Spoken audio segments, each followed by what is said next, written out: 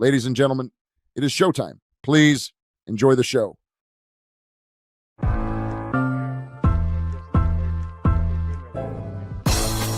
It's the corner where the treats at. Is this the passing of the torch, right? Is this what this signifies? It comes down to that front office and what they feel is most important. The champ is here. We've touched down from a higher plane. Why you made it here? We always look forward to that week because it was always intense. You know that we ain't coming back. We about to. The man, the myth, the legend, Dante Hall. My favorite player growing up was Dante Hall. I love you guys in the show, but Dante was my guy. Get to dashing because you done on the warfare. It's week 11, and the Kansas City Chiefs are heading to Denver for a season-defining showdown against the Denver Broncos. The Chiefs are 3.5-point favorites, and this one could be the game that keeps their AFC West title hopes alive. You know, Mahomes and company have had this one circled, a chance to bounce back, make a statement, and remind the division who's still on top. FanDuel has every angle covered, from Mahomes' passing yards to Rashee Rice's receiving props, and much more. Want to get even closer to the action? Build your own same-game parlay and ride with Chiefs Kingdom all Sunday long. With fast payouts and an app that's smoother than a Mahomes no-look throw, FanDuel makes every snap feel bigger. And don't forget, every Friday on Chief Concerns, we drop our best 5-leg same-game parlay for the weekend, plus JD's 10 keys to victory, breaking down exactly how the Chiefs can take care of business in Denver and keep their AFC West dreams alive. Download the FanDuel Sportsbook app today and make every snap count. Chiefs, Broncos. Mile-high stakes, and a must-win moment for Kansas City. Hey, everybody. Welcome to another episode of Keys and Cash with Dunn and Dash. I'm Marcus Dash. Former Chiefs tight end Jason Dunn will be joining us shortly, and Teja will be joining us shortly for our bets tonight. Of course, it's Friday night, and we appreciate everybody for tuning in to Chief Concerns, our YouTube channel, on this lovely Friday evening. As tonight we will get into JD's 10 keys to victory for this Week 11 showdown against the Denver Broncos. And the Teja and I will share with you guys our bets. And or at least from my standpoint, I did a lot of research on these bets this week. And I got some good ones. I also have some bonus ones too, which I don't know, I hope you guys can maybe want to get into that a little bit with me. I'll mention what that is after I go through the chat, see who's in the chat tonight. But it should be a good one. JD's 10 keys of victory. I believe he also tweeted tonight or this afternoon that tonight's going to be a good one, so people need to tune in for it. So hopefully everyone tunes in for this 10 keys of victory against the Broncos. You know, I think JD kind of specified this week. It's not a must-win game. Every game in the NFL is a must-win, but he said it's a need to have, right? You need to win this game, but it's not a must win because I mean, if you lose, you know, you still have a shot to make the playoffs, right? AFC West might be hard, difficult, but nonetheless, we're not in must win territory. It's a need to have, but not a must win. We're not desperate yet, not desperate hours yet. I think it's must win. I mean, because I want to keep that AFC West title alive. I know at the end of the day, it's about the Super Bowl. But I want to keep it AFC West. I want the decade-long streak. I mean, we see the chart where they go last 10 years. I want to see it Chiefs. I want to see it all over the place. But that's how I feel. Anyway, so yeah, tonight we'll get into JD's 10 keys victory, and then our bets for this game on Sunday. Going to be a good one. 425. You have Nance and Romo. I think I saw a stat here earlier that Nance and Romo will be calling our next 3 games. I mean, that's good or bad depending on how you feel about Nance and Romo combination. I'm a Nance guy. I'm not so much of a Tony Romo guy. But, yeah, we have Nance Romo this weekend, and then we have Nance Romo against the Colts next week, and then the Cowboys and Chiefs game. So we have 3 straight Nance Romo games. As far as this week, I believe they flexed the Colts, not flex one, but they changed the broadcast group for that Colts and Chiefs game, and they gave us Nance and Romo for that one. Now, I don't really mind. I don't really care about that, honestly. I think I'm more upset about having Nance Romo on Thanksgiving. The last thing I want to hear is Romo talk about the Cowboys on Thanksgiving. That's the only thing I don't want to hear. I don't really care about next week or this week, but yeah, Nance and Romo on Thanksgiving against the Cowboys, that kind of sucks. But I mean, that's okay. I mean, imagine JD was calling a Chiefs game, right? We all know where JD kind of stood on that when he's talking about it. But yeah, Ray, I'm a huge Iron Eagle fan. Maybe not I'm not a Noah Eagle fan, his son. A little nepotism vibes there, but I am a big Iron Eagle fan. That's old school right there. Iron Eagle, man. I'm a big Iron Eagle fan. Give me Harlan. Yeah, I'm just not a Romo guy. But yeah, I'm a Nance guy, Iron Eagle. Man, I was even a Steve Berline fan. Steve Berline was solid too. I would take Steve Berline over Tony Romo. Anyway, yeah. So let's see who's in the comments. And I see Ray's in here. We got a lot of good crew. I'm seeing Cam Newton nonsense in the chat too. Optimistic James, what's up, buddy?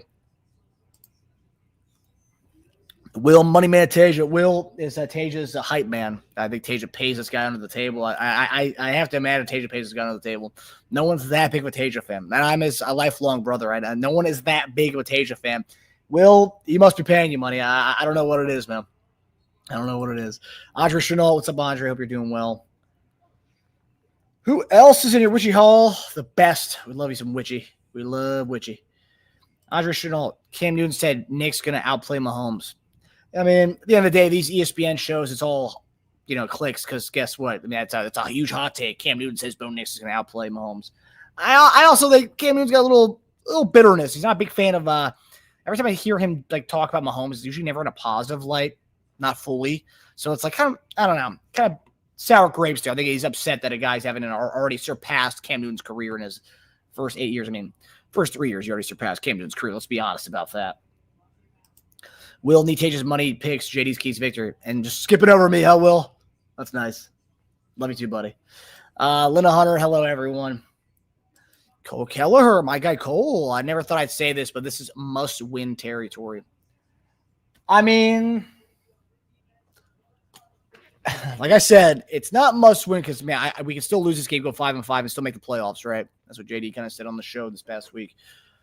But it is must-win if you want to win a division. And as Patrick Mahomes said this week, that's always the first goal, is always winning a division. So if we wanted to win the division, it starts Sunday. So, I do think we're going to win. And I think we do have the urgency. I do think we want this game more than Denver does. Denver's got already 4 dudes inactive for this game. So this could be our time to kind of hone in on this. And like I said, Denver's offense is putrid, right?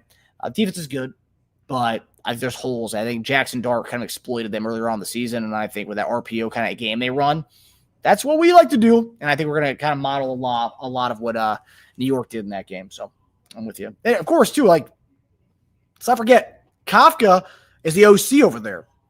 Kafka, that's our guy, running a very similar offense to what we run, and they were able to put up 33 points or 32 points against them. So I like our chances this week. Really, I do. I think the Kafka, people really aren't talking about the Kafka connection there and how good he did against them. So I really like our chances this week. Ray, what's going on, buddy? Hope you're doing well, my man. Suing Mama. That's a Sewing Mama. That's a new one. I haven't seen that name before. Sewing Mama. Welcome to the channel. If you aren't new, I apologize. But if you are new, welcome to the channel. Chief Concerns family. Let's give Sewing Mama a nice welcome, a warm welcome to the old channel. The holdout is over. ESPN and ABC are back on YouTube. Ooh, that's huge. Good. There you go. I don't have YouTube TV, but hey, congratulations to all the YouTube TVers out there. Del Monte Green Beans, my guy, the one and only. Gary Holland. Ooh, Gary, kind of late to the party today. You're like the 20th person in here tonight, man. Usually the first one in here. What happened to you? What happened, buddy? John Clifford, I'm desperate. I can't lose. Oh, okay. So, yeah, I mean, yeah, some people are feeling the desperation aspect this weekend. I can't blame you. MJ, YouTube TV, we got everything back tonight, ESPN, etc. There you go. Well, I'm happy for all the people who are YouTube TVers. There you go.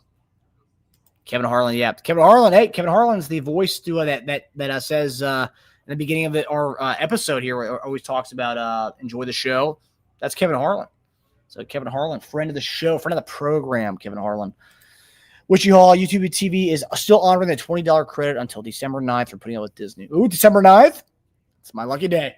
That's my birthday. And actually, someone's birthday is tomorrow on this show. And we'll talk about that when he comes on here. But our guy, JD, His birthday is tomorrow, so guys, when he does come on here, let's give him a nice round of applause and a nice happy birthday, because that's our guy JD. We want to make sure he's recognized, because we don't have a show tomorrow. We have a show Sunday, but we want to make sure he's recognized with a nice birthday greeting. So yeah, Cole Keller, Jim Nance. I've always been a fan of Romo. No, I like Ian Eagle as well. Yeah, me too.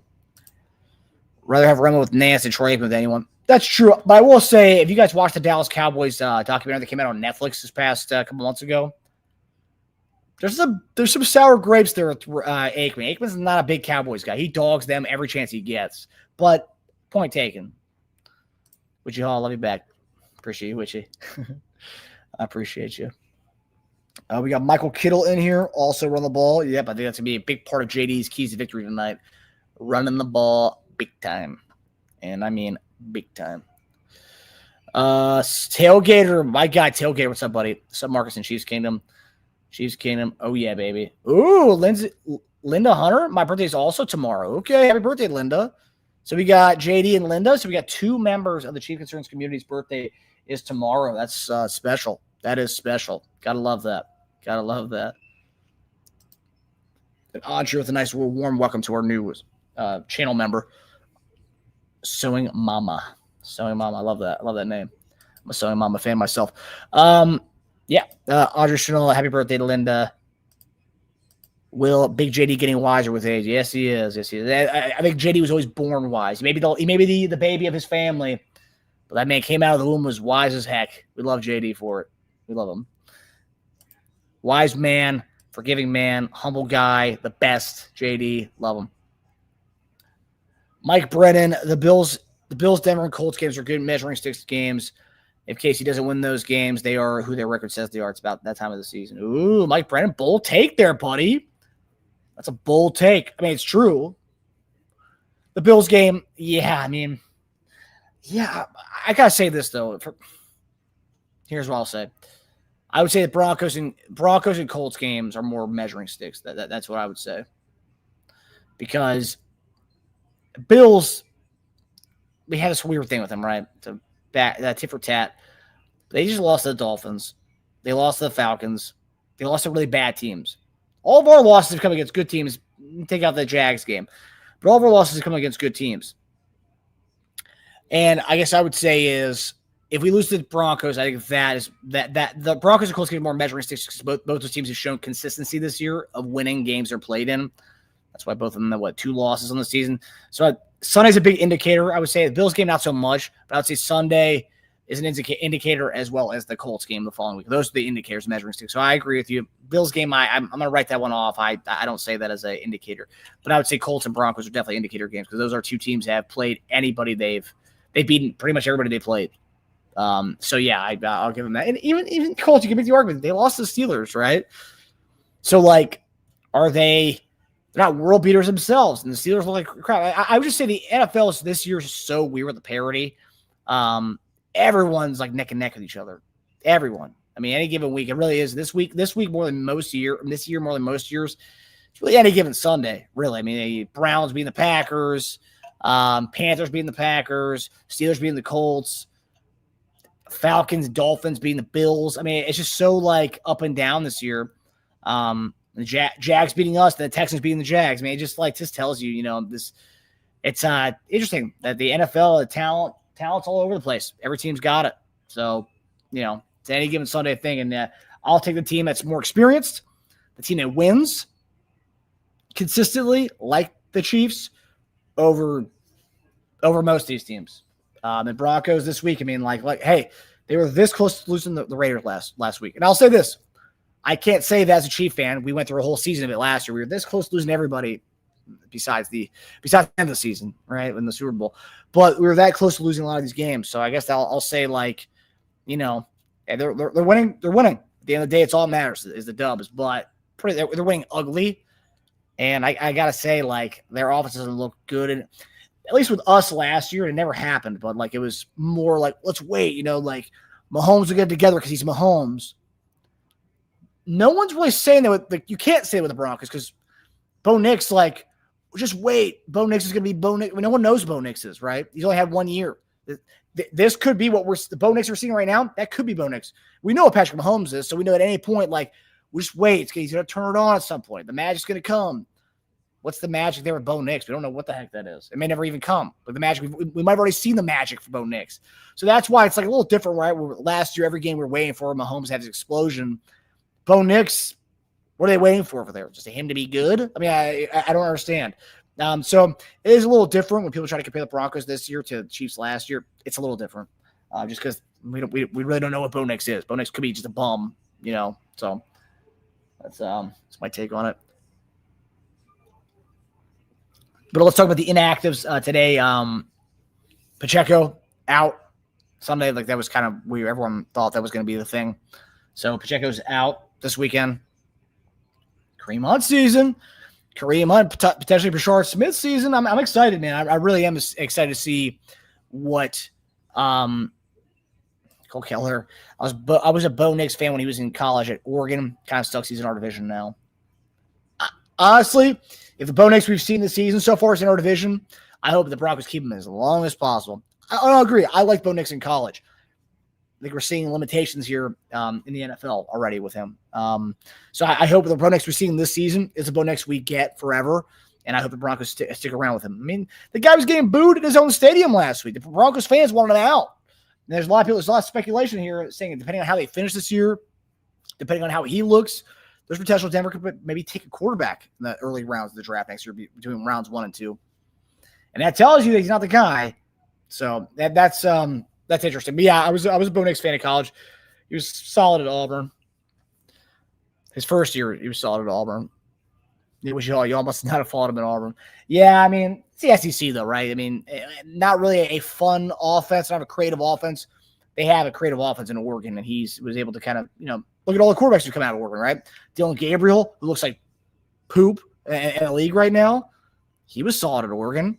I mean, watch Dylan Gabriel at Oregon, and then watch him on Sundays with the Cleveland Browns. Horrible. So yeah, I mean, like Justin Herbert, obviously he came out, he's looked great. So like, but Bo Nix, Dylan Gabriel so far, and I'm gonna pass on that. I'm gonna pass on those guys. Let's see here. Sasha, I think we're seeing the end of the Tebow-esque Bo Nix run.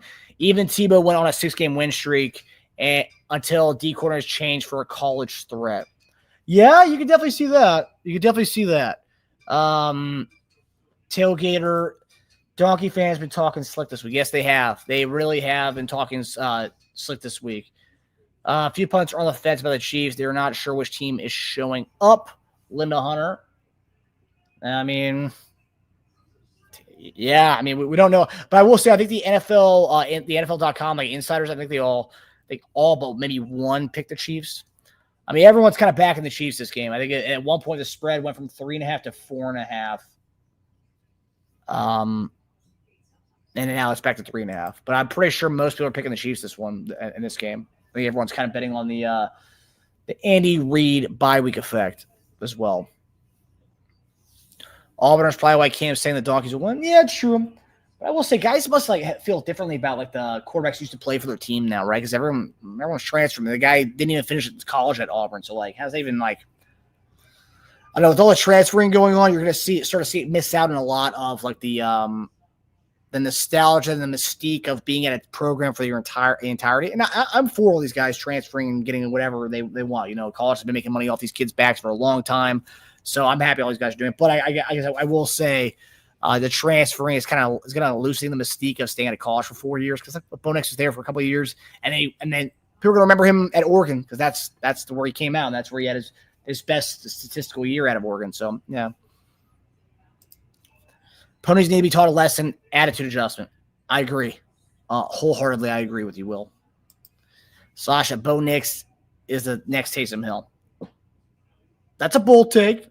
No, I can't agree with that.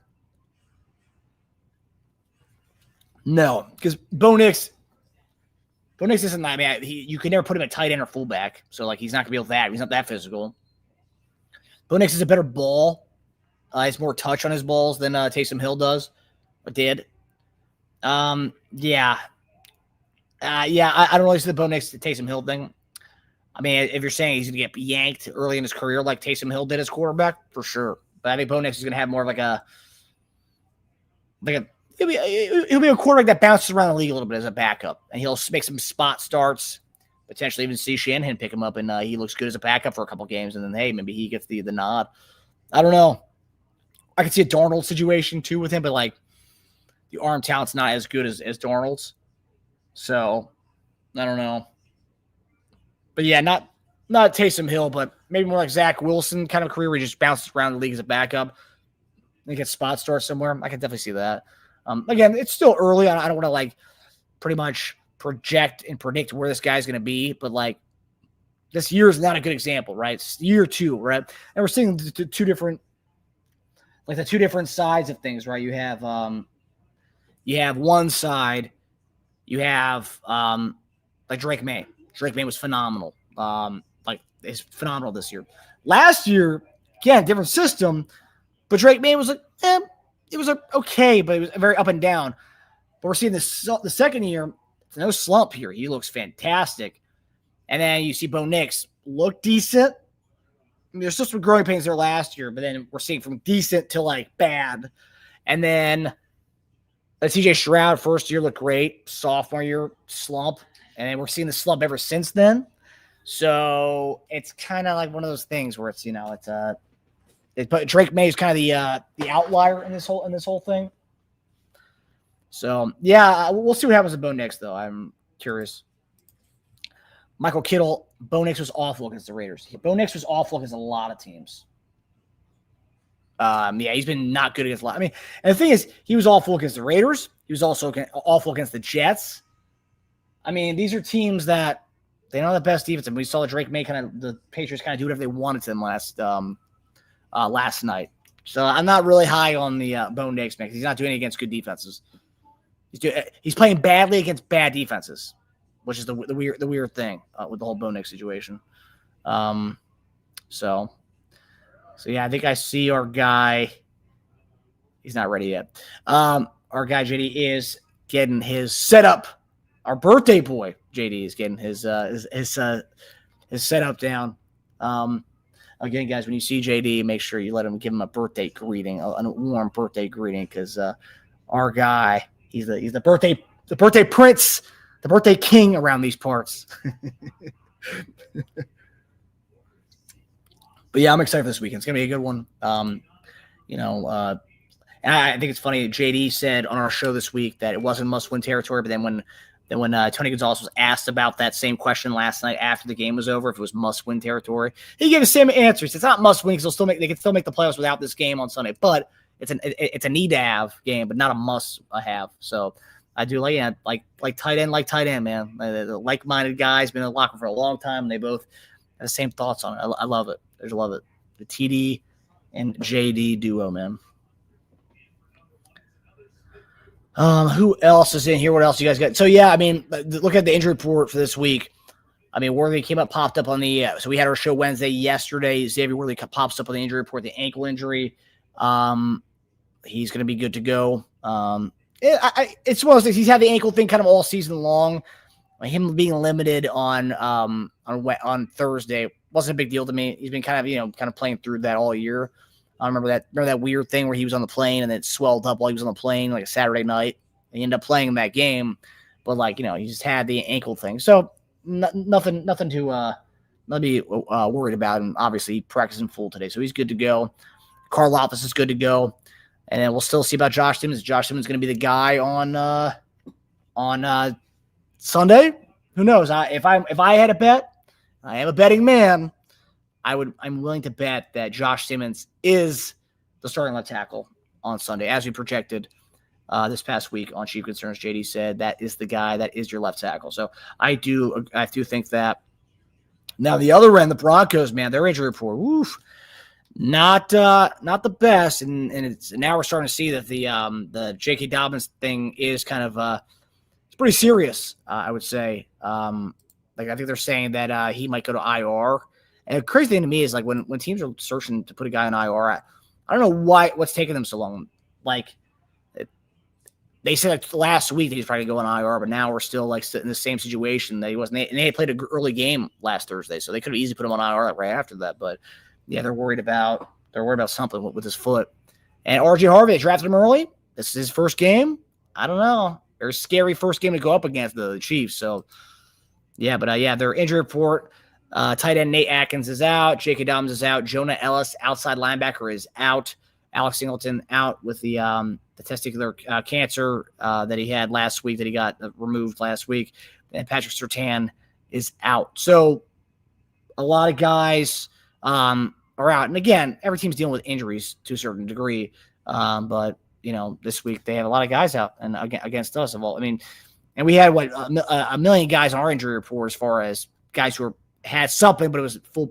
They still practiced, but it was just the Pacheco and Karlaftis and Worthy were the only three ones that were kind of limited in some respect this week. But again, every team's dealing with it. It's the grind, of the NFL season. You got nicks, bruises, and all type of things, and so here we are, week 11, and I gotta say this: one of the underrated things. I think JD is ready. JD, you ready? Okay. All right, guys. Well, enough of me. You guys loved hearing me for 25 minutes, but JD is back, ready to go for his week 11 keys to victory. So I'm going to send you guys to the dungeon. Enjoy.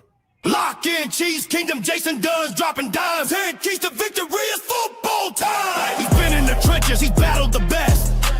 Breaking down the matchups, forget all the rest. From Mahomes to the defense, the blueprint is clear. JD's got the knowledge that the fans want to hear. Keys to the game, straight from a pro. How the Chiefs take the win? He's letting you know. Lock in, Chiefs Kingdom, Jason Dunn's dropping dimes. 10 keys to victory is football time. You best believe the Chiefs are down there for business and blood.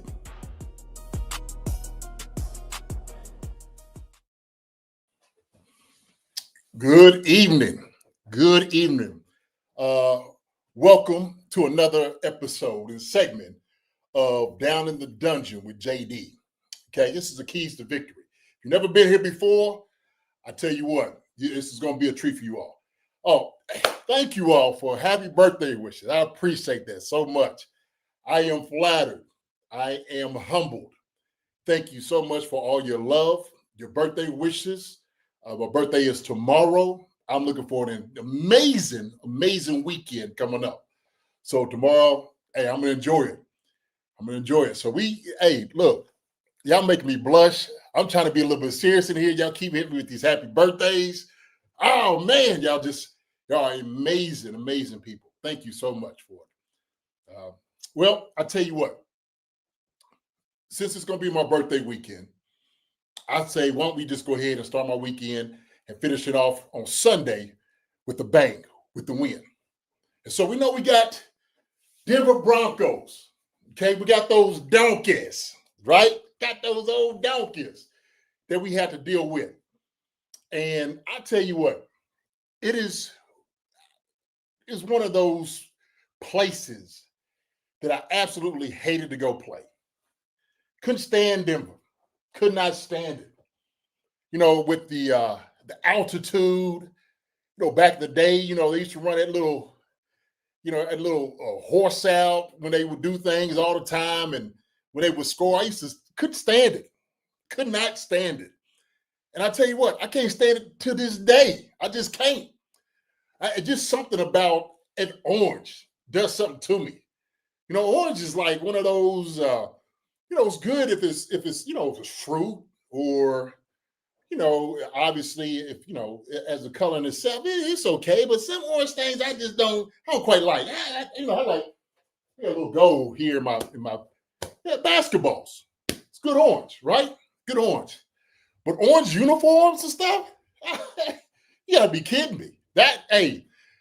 They should have told a different color a long time ago. But that don't matter. That doesn't matter. What we're going to talk about, we're going to talk about some of these keys. What it's going to take for us to get this victory.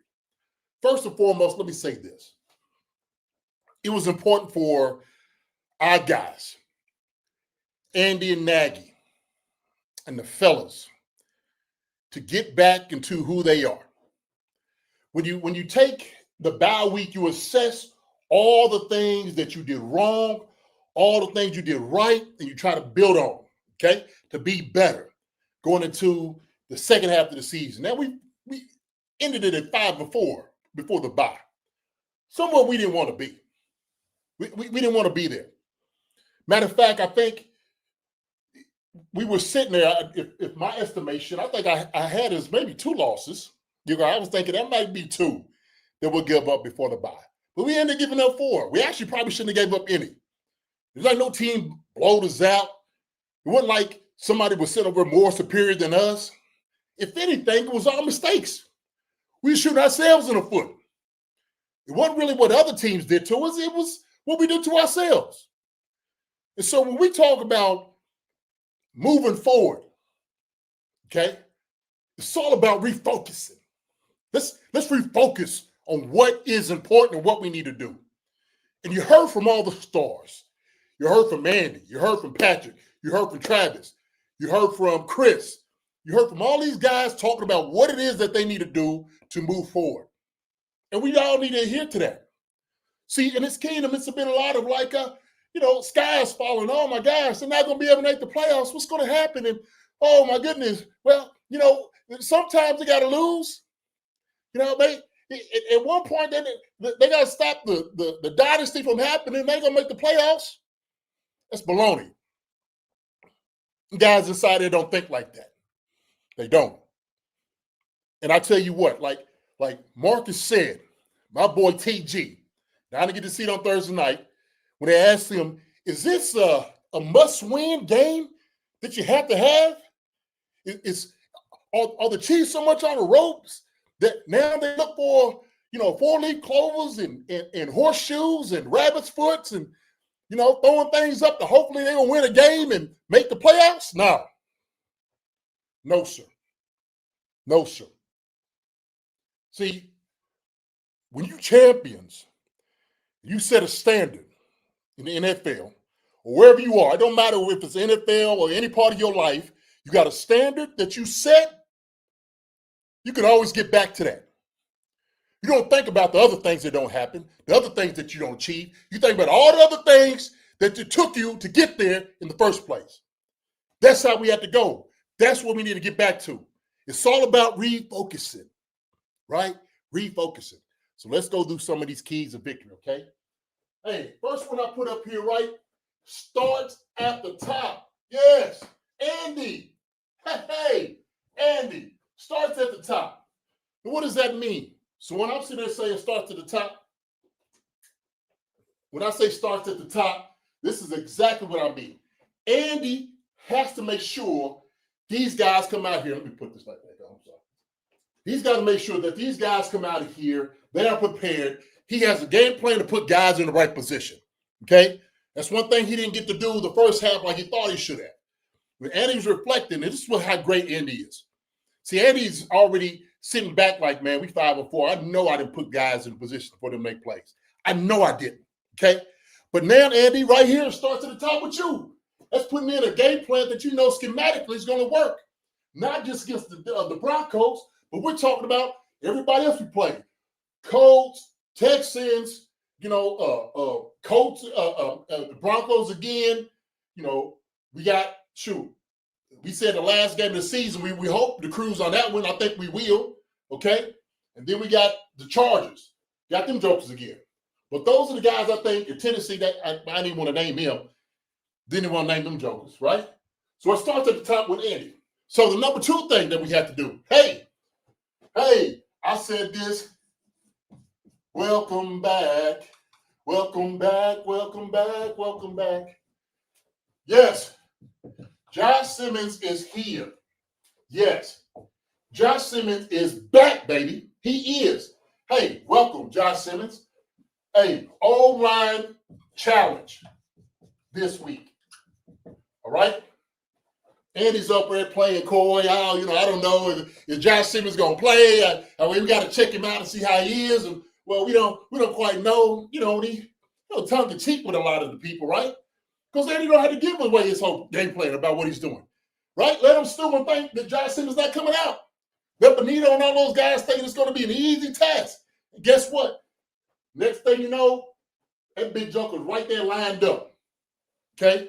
He's hungry. And he's back. And he's ready. And so, he's ready to hit something. You know he's ready to hit something. Yeah, hitting nobody in the past few weeks. This man right here is ready. O-line, it's got to be our challenge this week. We got to win up front every single game from this point on. That's the O-line challenge. That's what has to happen. And so whether there's pass protection, run blocking, we got to win. O-line, challenge is on you.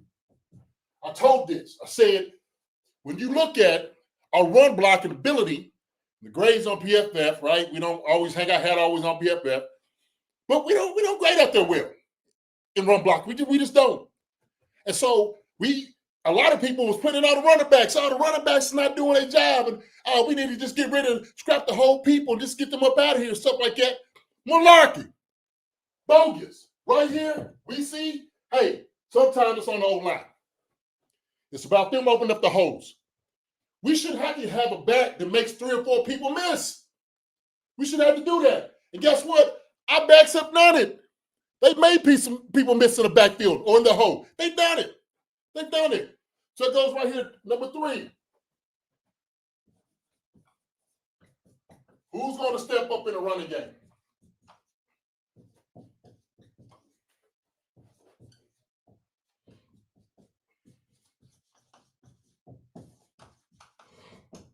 Who's stepping up? That's the question. Who's stepping up? Now, I said this. For us to go deep in the playoffs, for us to be a legitimate team, the teams are not just teeing off on Patrick Mahomes while he sits in the pocket and trying to move around. We're putting a cape on Patrick Mahomes every single game. We got to run the daggone football. Run the ball. Running game. That's what works. That's going to take us in the playoffs. That's what's going to win us championship. We need to adopt that going on. And he's got to see that. That's what we got to do. O-line challenge, running game. Has to work. We got to get these guys established. So whether that's Kareem Hunt, best third down back in the business, or the young cat, Bashar Smith, let him come in, right? We need to go ahead and give him the football. We need to find out what he can do. We drafted him here for a reason. Now let's find out what he can do. We don't want to use him. Hey, we got Elijah Mitchell. It's a CH. Who's going to step up for us? But I know one thing we have to do. We got to run the daggone football. We want to be successful. If we want to do this, we want to go to the playoffs, that's have to work. Okay, number 4. Real simple. Put the ball in the hands of the playmakers.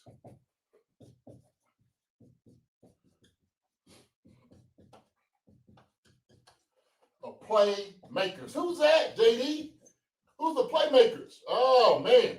I said that on C-Dot showed everybody. So we got playmakers all over the place. We start naming them. So we got Rasheed Rice. We got Xavier Worthy if he plays. We got Hollywood Brown. We got Juju Smith-Schuster. We got Tyquan Thornton. When everybody sit there saying Tyquan Thornton needs to take people's reps, okay, we'll put him in. We'll put him in. Everybody's calling for him. Guess what? Throw him in. You got Travis Kelce. You got Noah Gray. We got Kareem Hunt. We got Bashar Smith. How many we need to go?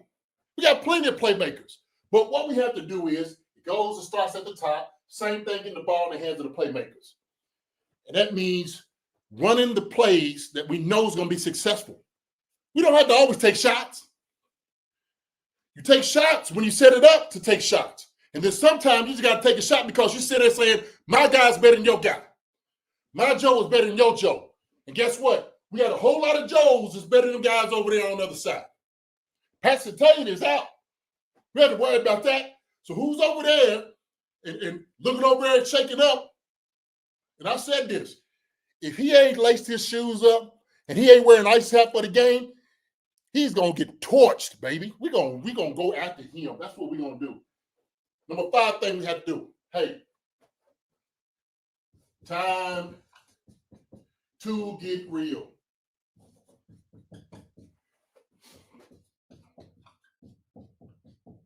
What does that mean? Time to get real, JD. Time to get real means when we get the ball in the hands of the playmaker, Travis Kelce, Patrick Mahomes, the O-line, the guys we paid, the guys that we show up week in and week out, that we rely on, it's time to get real. That means we got to put it on their shoulders. Those guys got to take over the locker room. If somebody's not acting the way that they're supposed to, those guys need to take over. Time to get real. Pat is a nice guy. I love Pat. Pat carries himself with dignity and honor.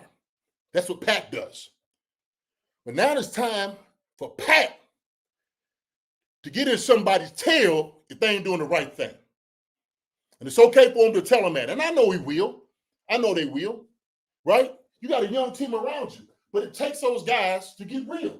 Pat now needs to get real. Okay? PM15 and Trey on offense need to get real. This is for the marbles. This is for all the marbles. We got time to be waiting. It's time to get these things going. So we got to do it on the offensive side of football, and those guys got to know it too. Trav and Pat, they got to make sure they control everything that's going on the offensive side of the football. That means the tempo, that means the tone, that means everything. Talk to Andy, make sure he's doing the right thing too. Hold them coaches accountable. That's how it works. That's when you get real, okay? That's how it has to happen on the offensive side of football. Now let's go to the defensive side. Woo-wee. Tell you what. I put out there, said, man, I love when JD get me fired up. And I said, man, hey, here's a little secret. I stay fired up all the time. I stay fired up in my head all the time. I could be sitting over there. I could be playing shoots and ladders with my kids. And guess what? Something just clicks. Kids are having a good time. They winning. Okay, go ahead and have a good time. And all of a sudden, something just jumps in me like, you know what? I'm going to teach y'all a lesson. It's time for them to show these jokers a lesson. So it don't matter. I stayed ready to go all the time. I stay ready. What did it say? Hey, if you stay ready, you ain't got to get ready. If you stay ready, you got to get ready. So I mean, I could go 0 to 10 like that real quick. I know when I sit there and talk, man, I'm telling you, I'm like, let me get out there for one more snap. Let me go hit somebody in the mouth one more time. That's all I want. Give me one, coach. Put me in for it. Give me one. Defensive side of football. Now, what do we say? What do we got to do with these guys? Bo Nix, hey, sophomore slump. He's looking mighty young out there. Mighty young. And that's what I'll say this. Spags the same thing. I told about Andy. Andy did the same thing. You go back, you evaluate what you did wrong, what you need to do. Spags already got his plan. He's got his game plan. He knows he let Josh Allen, those guys off the hook. We've seen it. We won't talk about them guys anymore. Hope we see them playoffs any other time. It doesn't matter. We're going to be fine. Spags got something ready for him. But we need to bring the pressure our game. Bring the pressure. Why? Because Bo Nix is out there right now, man. He look a little shaky. He'll take off running and, I see his shoulders. Everybody, he's looking around. Eyes look like saucers. He a little shook back there right now. He looking, who do I throw the ball to? Franklin, is that my guy I got to go to? Because Cortland Sutton ain't did nothing. He decided to take a vacation. I don't know if he'll ever come back this season. But I'll tell you what we have to do. We have to shut that down. That's what we have to do. All right? So, number 2, when we talk about the receivers out there, right? Hey, must be aggressive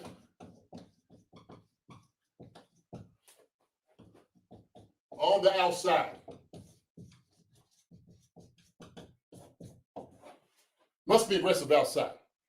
One of our greatest attributes that we have is we have corners that are very physical. We have very physical corners. We have very physical safeties. We need to come up and challenge wide receivers, and I'm talking about absolutely taking everything that they got. I don't want them jokers catching the ball. I don't want them passing the 50. I don't want them scoring any points. I want us, when we go up, we want to hit these jokers in the mouth. We want to shut them down. Make everybody afraid that's out there as a wide receiver. Every single one. We got to be aggressive out there. And that's on the outside. Time to see some picks. Bo Nix to give it to you. Nix to give you some picks. Nix to give you some picks. We got to make sure we get some of that on Sunday. We got to make sure when we go in that house, we going out there, okay, to score some points. We got to help the offense out too. That's what we want to be able to do. Our offense can score 30-something points easy. But guess what? It works even better when the defense gets turnovers. I don't want to hear nothing about their defense. All I want to hear is about our defense, what we do against them. That's all I want to hear from here on out. That's it. Right here. Number 3 thing. LBs. All the key. This game. Yep. My estimation, the LBs are the key to this game. What does that mean? J.K. Dobbins is out. You got a very young running back in R.J. Harvey. Very fast, small, very elusive, can get through the hole. He's got a lot of speed. A defensive line, because of the challenge, what we have to do up front, we're going to make sure we're running to the second level. Well, the second level has got to do a much better job. Chanel, Bolton, and Tranquil. That's what we need to see. And guess what? Hey, if one of us not doing the job, put the young guy in. Put old Bossa. Let's see what Bossa can do. That's another body I want to see out there. But the linebackers will be the key to the game. Because why? Hey, Evan Ingram, I don't know where he went to, but I guarantee he's sitting there saying, this game, I could catch 5 to 6 balls for almost 100 yards. I guarantee that's what they're thinking about offensively. I guarantee that's what they're going to do. And they're saying, if we get to the second level, get to the linebackers, we should be able to win. We should be able to score. We should be able to get a lot of yards and put ourselves in a better predicament than we could. So we got to make sure our linebackers are the key to this game. All right? Number 4 thing. One thing we have to do defensively, and I challenge our D-line. D-line, you got to make sure it happened. Kalafkis, hey, Amenahu, all right? Chris Jones, all right? Mike Pennell, Dana, all those guys up front, it's on y'all, okay? But what we have to do, we must hold them under 17 points. That's a sweet spot. We must hold them under 17 points. And when I say this, and I'm thinking, when I look at the schedule we got left, there should be every team that we hold under 17 points from here on out. No team should score more than 20 on us at any given time, in any week. They shouldn't. They shouldn't. They decided we didn't want to do anything as far as like bring some other guys in free agency and stuff like that. We got the guys in the room. They trust those guys. I'm going to trust them too. I'm all right with that. I'm all right with that. So guess what? There it is. 17 points is what it needs to be, baby. 17 points. Let's make sure that we hold it to that. All right? Run them out of their own stadium. But I don't even want to get 17. That shouldn't even be something that they could even think about obtaining. Not against us, not against our defense. So, 5th thing, and I always go to special teams. As I sit there and say, man,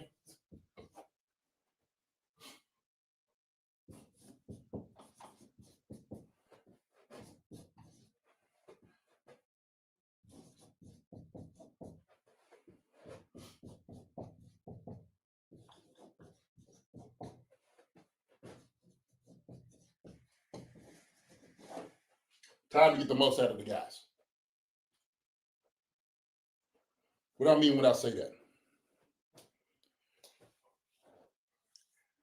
When I've been watching our special teams, what has been happening, the first half of the season, we're not getting the most out of the guys we have out there. Whether it's us not stopping the gunner, whether it's us not going down and making the tackle, whether it's us not getting yards as far as on the return game, we're not doing a very good job. We're not getting the most out of our guys that's out there.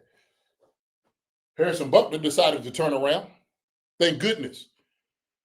His wife took him out there in the backyard, started working on it. He has straightened everything back up. Kudos to them. But everybody else that's in that room, it's time to get the most out of them guys. And I'm going to say this, because at this point, this junction of where you are in the season, it's not too late to sit guys down. It's not. If guys ain't going to give it you all and they make a mistake after mistake, hey, we got to move on from you. I'm just going to say it. I'm just going to be real. Okay? Not going to name no names, but that's what's going to have to happen. Got to get the most out of them, Tobe. You got to. Now, these are the keys that I have for this game.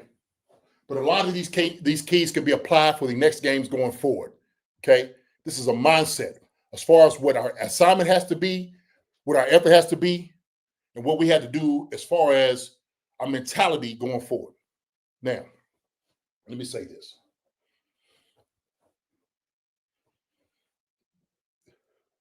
It's no time to be desperate. Everybody's, well, is it desperate times? No, they ain't desperate times. When you go win, you got to systematically learn how you're going to fight an opponent. Like when you go win to go fight, you make a plan so you're going to win. You're going to fight to win. You're not going to look on being on the defensive all the time. But man, what can we do? Can we wait for somebody else? No. See, because one thing I do know is this. When you become desperate, you become careless. When you become careless, you become a loser. That's what happens. You start doing every manner of the thing, and all of a sudden, we don't know we just don't know. All of a sudden, you can't play that way. You can't be who you want to be. Why? Because you're careless. You're trying to catch up. You're afraid of shadows that's out there. You're afraid of ghosts. You don't know what's going on. It's a full-blown panic in the locker room. And I said this once and I say it again. All these guys know is AFC Championship and Super Bowls. That's what they know. This week right here is no different. When we're going to win, we know what we have to do. Nobody's going in there panicking. Nobody's going in biting their nails. Knees ain't going to be buckling and shaking. See, when the championship team shows up, they come in and they float on clouds. They come out there with their chest out. It ain't the arrogance, it's confidence. This is what this team has. They have confidence in this second half. There's time for some of these guys out here and some of these fans out here to start buckling up too and show a little bit of confidence. Because the stuff is going out there right now, it's tiring. It really is. And so if you've never been in a setting before where you have to actually rely on other guys beside you, you need to learn a thing or two on this one. See, because this thing is a team thing. It's a family thing. And these guys not going to let each other down. The time is done with. It's time to move forward. We start with them. Mow donkeys on Sunday. We'll see you then.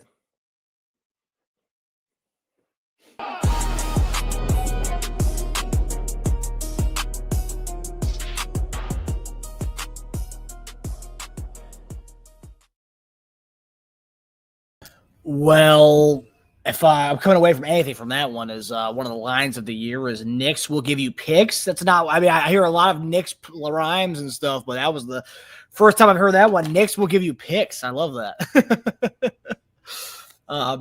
Yeah, I mean, like, I agree with a lot of what JD said. There's people out there who still speculate that Jalen Moore's going to be the starting left tackle this week. And like JD said, Josh Simmons is back. He is the guy, so he should be our left tackle this weekend. So I'm very excited to see Josh Simmons back. And all these guys are coming off a bye week and rest, but I gotta say, like, Simmons should be very rested and ready to go. I mean, for this challenge he's gonna have against Bonito. So yeah, another great segment by JD, another one. And Will says it here, greatest segment in all of Chiefs Kingdom. Oh yeah, kidding me? Yeah, it's the best. Maybe second to Carrington Harrison's 3-hour spot, but no, I'm joking. I'm joking. We like Carrington over here. But no, that was fantastic. Friend of the program. He's a friend of the program. Yes, he is. Now he's a friend of the program. But yeah, it was really good, really great stuff there from JD. And also too, just when I was doing my research for this betting and like kind of tying to what JD said, there's a lot of stuff in this game that like, and the more I dig into it, the more I'm like, really, really, I think we're gonna win like by a lot this weekend. The more I kind of dive into it, the team that's had the most success against them offensively this year was the Giants, right? And this didn't occur to me till I did more digging and thought about it. They run a very heavy RPO offense. Who's their offensive coordinator? Mike Kafka. Who's Kafka come from? Kafka comes from he runs our system over there. And they were able to kind of do whatever they wanted against them in that game.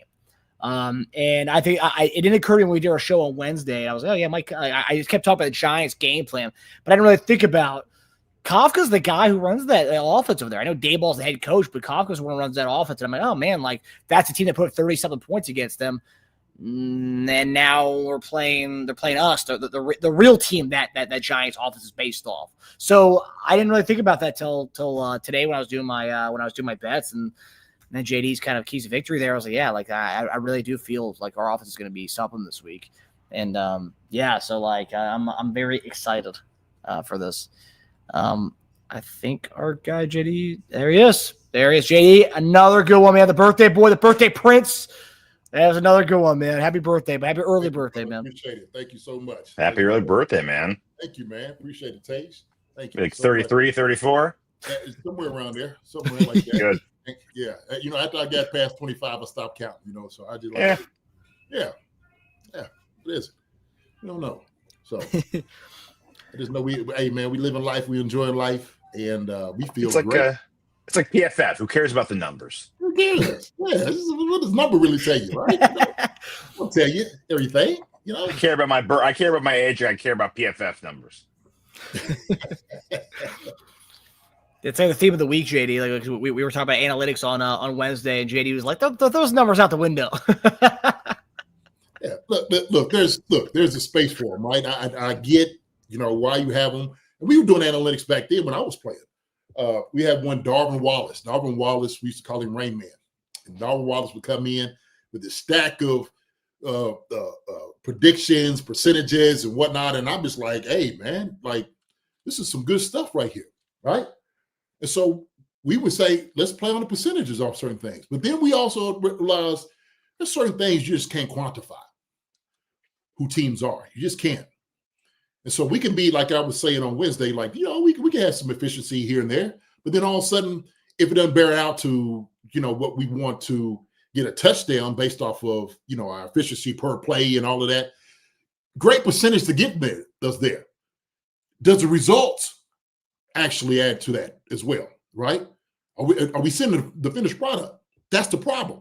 And so does our record reflect that? 5-4? No, it doesn't. It doesn't. So, and also too, man, we got to take into account. Just be real. The teams that we played. The Raiders, we decimated them. It was easy, man. We let everybody come in and score against them, right? Commanders was hurt, took advantage of them. We started catching up to what we needed to do. Second half is like, man, why are we making it harder on ourselves? And that's what we were doing. We're making it hard on ourselves, but we don't need to. So, it was obviously certain situations that help us propel us to where we are in a lot of different areas. But what that does is it does create somewhat of a blind spot with things that you don't know what your weaknesses will be. Like case in point, the Bills. Well, we should have actually ran the football. It's not gonna do that. Nope. So that needs to change. And hopefully moving forward, that will change. And the guys that y'all talked about, Rashard Smith, You and Teja. I think Teja, you was on him more so at the very beginning with Bashar Smith, wasn't you? Who was it? You and Mark?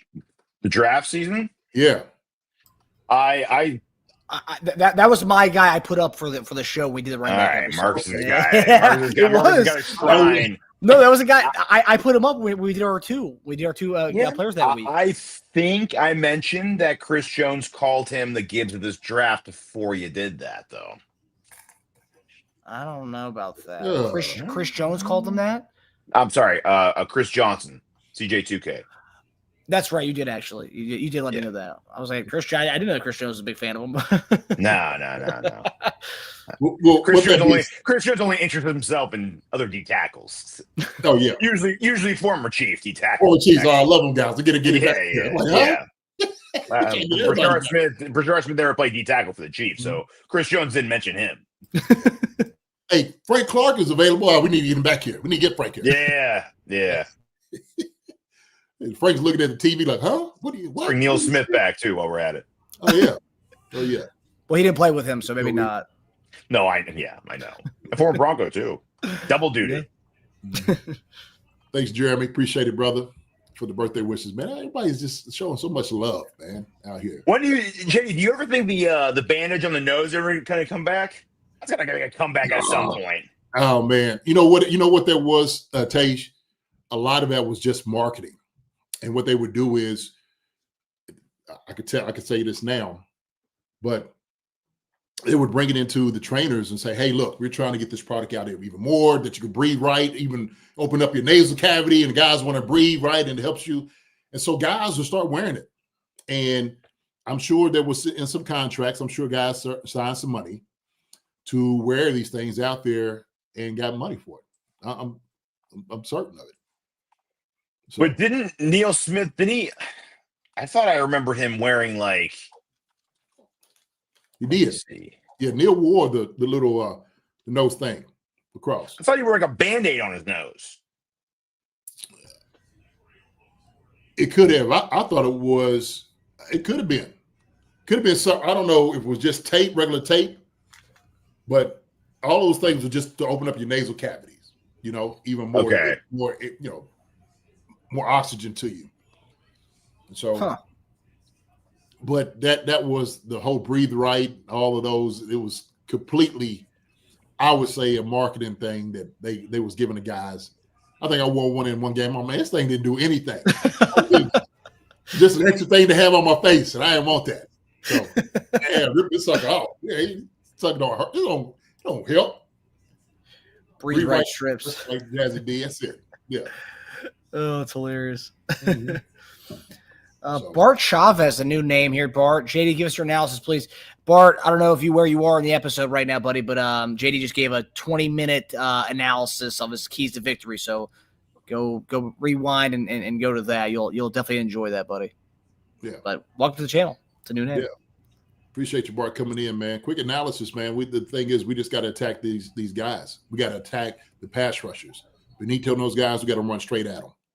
So let me just say that. Be physical up front with those guys. A lot of traps. We've seen it. We've seen, the Raiders doing a lot of crack block. We got to do things like that. Zone is like kind of where they live because guys get up the field. That's always what hurts zone is that disruption.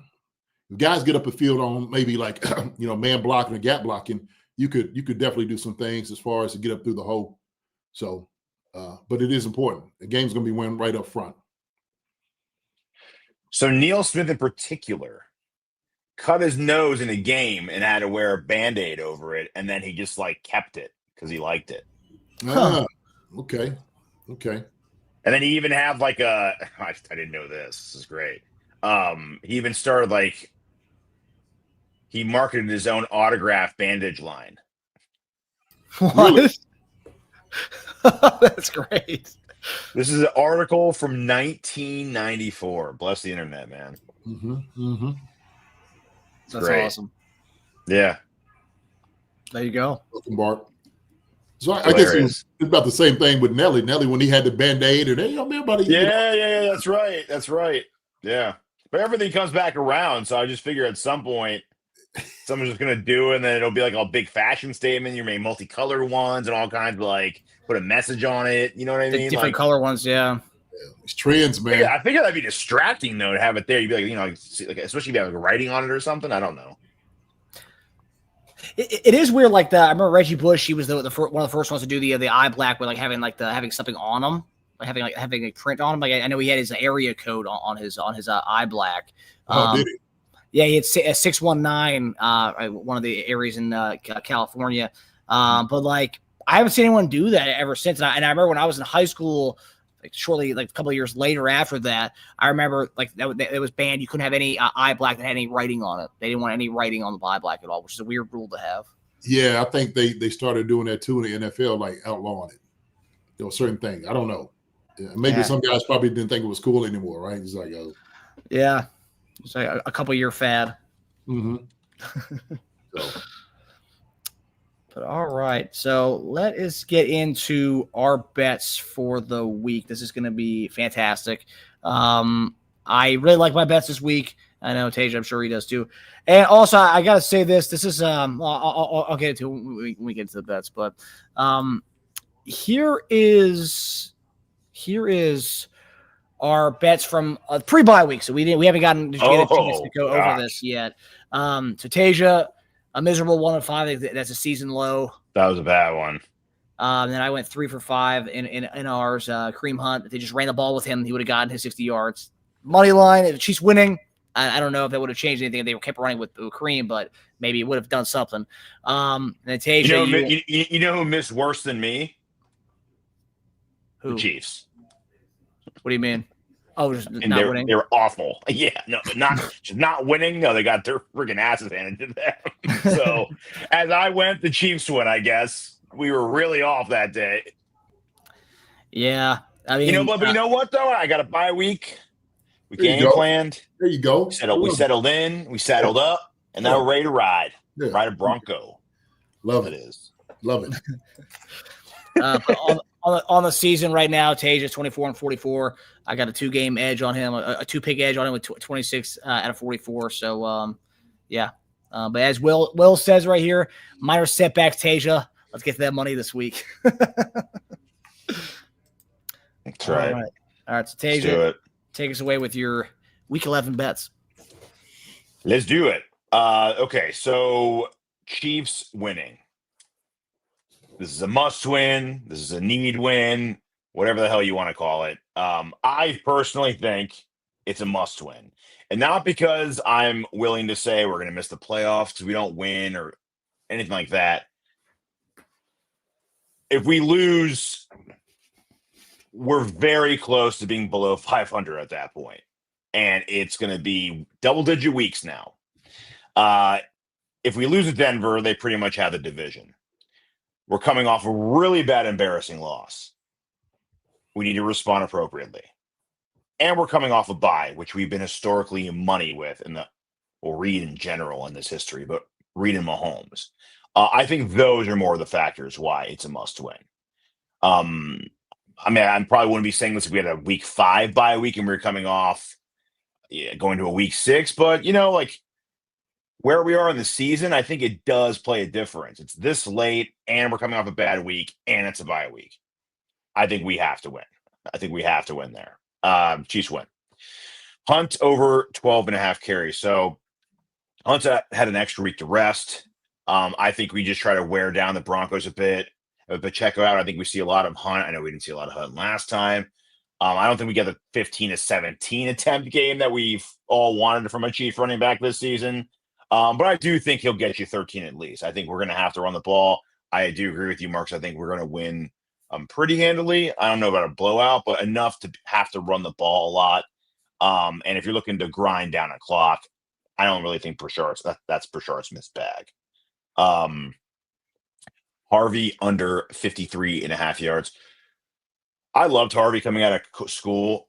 He's been absolutely terrible on the ground this year. Like in terms of stats and advanced metrics. He's averaging 4.3 a carry. That's really good, right? If you take away his 50-yard run and his 40-yard run, he's averaging 2.6 a carry.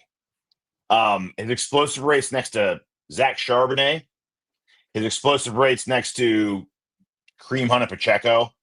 And I mean, not you, that you and the explosive stats, huh? but look. That's Kareem Hunt and Pacheco, though. When you draft the guy to be explosive, like we didn't sign Kareem Hunt to be explosive.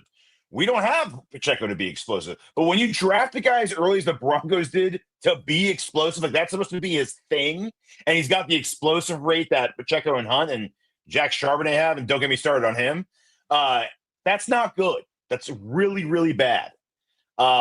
He's had one game over this number without including those two big runs. Actually, within the game he had the 40-yard run, he still didn't get over 53.5 yards that game. Oh, wow. He's either like a 1-yard plunge or like a breaking run, and he hasn't done it that often. Yeah. I'm not convinced he's their workhorse this week. I think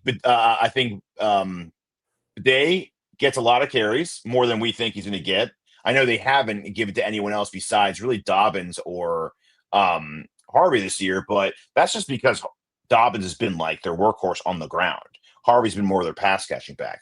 I just think we see more Bidet, and I don't think he's the clear cut number one over there. I really don't. I think they'll try to get him out in space, but they're not going to just try to run him between the tackles. It's just not going to work out. Rashid Rice, 6.5 over 6 catches. I'm sorry, 6 or more.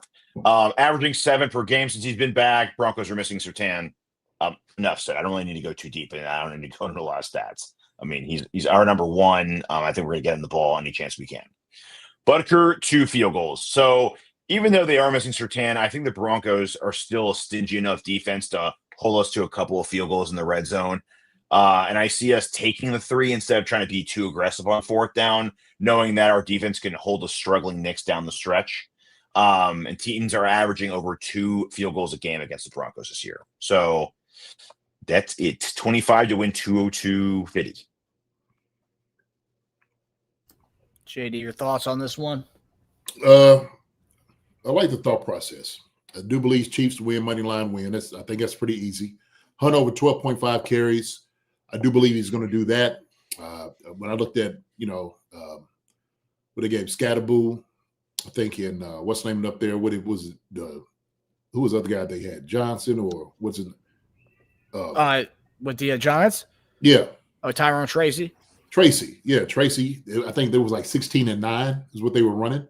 Yep. So 25 carries. I think we need to do about 20 to 25 carries like they did. I really do. So I do believe he's going to get 12.5. I think we get Bashard at least maybe half of those. Why not? Why not do, like you said, somewhere around that, 16-9 if we can. And we're beating them, like you said, Teja, down the stretch. We're going to get the ball to Kareem Hunt. We have to have Bashard Smith and something like that. No. Yeah. He's built that way. Rice 6+ catches, I think, is an easy thing we're going to be able to do. One thing that we've said is when Rice gets back, he's our clear number one. We're going to get him the football. And like you said, what's happened in the past is when he gets the ball, shoot, he does good things with it. So I do believe that. The Harvey under 53.5 yards, I missed that one. So that was the only question to me. Okay. And I tell you what, he's going to be their workhorse. They're going to run the ball with him. He's a second-round pick for a reason. And I liked him coming out, very explosive guy. I think they're trying to establish it now. Like, hey, why not? If J.K. Dobbins, this is what you really knew was going to happen. You was hoping J.K. Dobbins not going to go hurt. That's what they were just hoping. But they knew, man, just a bad deal for him.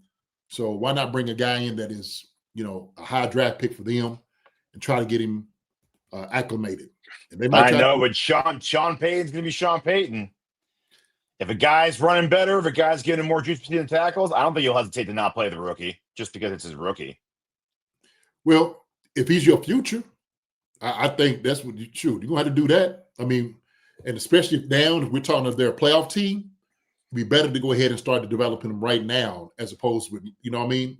I agree that the desire is there. I just think you give him his normal 5-6 carries to open up the game in the first half for like 1 yard each. Mm-hmm. I think he's not gonna hesitate to look elsewhere just for any kind of like edge in the run game. He's gonna need to establish it if they want to stay on the field and keep us off the field. I kind of agree with JD on this. I mean, they don't know how long Dobbins is going to be out. Like, they kind of have to like make him be the guy now, starting this weekend. So I think they're going to force feed him the rock this week. I mean, that doesn't necessarily mean I think he's going to get it with 53.5 rushing yards, but I don't think they're going to go away from him right away. I mean, like Dobbins, Batty's barely got any touches. Jaleel McLaughlin's barely got any touches this year. I think they're going to go with, or what's the other estimate? None of those other guys really got any touches. And I agree with you, but I mean, Dobbins is on a 1-year deal. Harvey was the future last week and the week before that, and the week before that, and the week before that. They brought Dobbins in for a reason, and they signed him late, so they had a good look at Harvey already. So they knew something. So they knew, like, okay, maybe this guy not between the tackle type guy. He's a out in space guy, which he has been. I think I've done much with it, but I think he's more of a dump off guy right now. I'm not saying he's not the future. I liked him a lot coming out of school. Mm-hmm. I just think in a very important game, if he's not effective, I don't think Peyton's just going to be like, well, he's a rookie. Let's just keep going with him. Put him up against a brick wall 15 times. I just don't see him keeping it. If he's struggling early in that game, I think he'll give someone else a try at running the ball. I mean, it's not to say he's going to wave him, but I think he's just going to go try something else. That's all. But I get your point of view completely. Yeah. So that being said, 53.5 rushing yards. Oh, that's the only question. I think he may get right to there. We do a good job at stopping the run.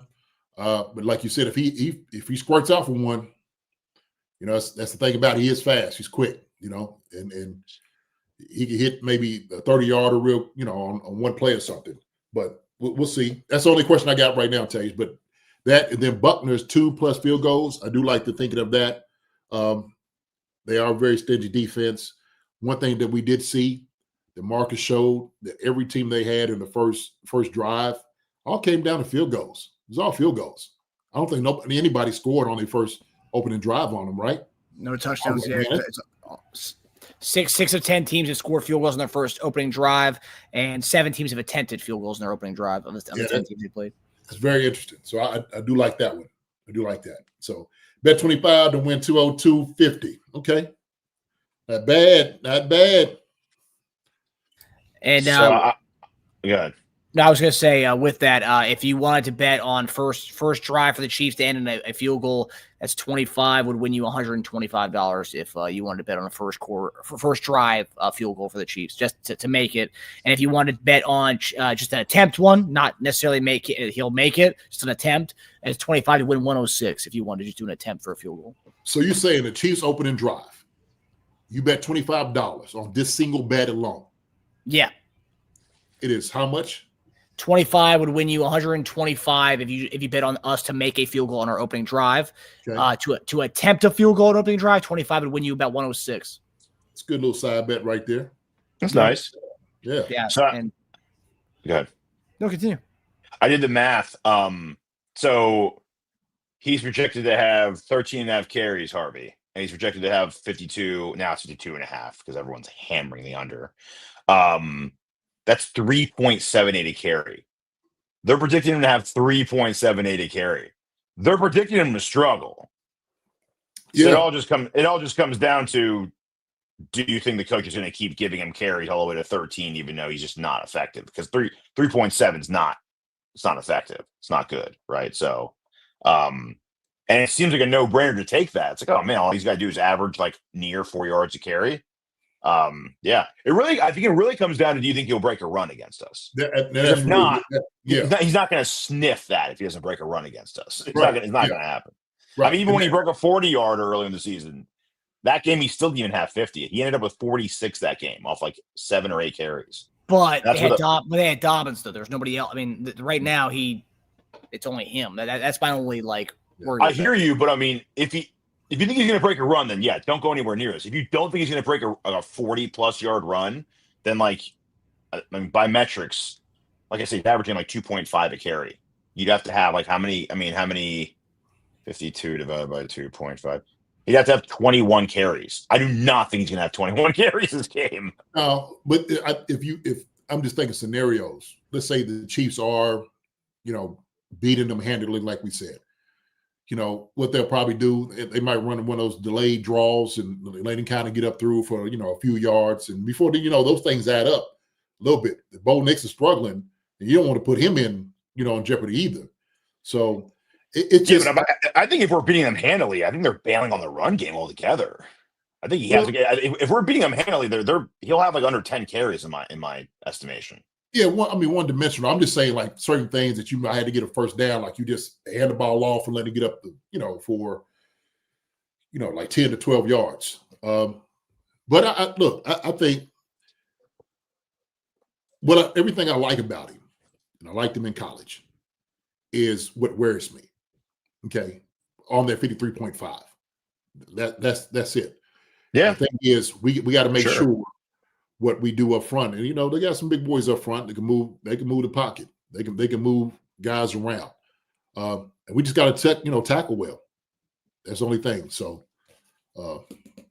that's the only question. That's the only question I have right now, 53.5.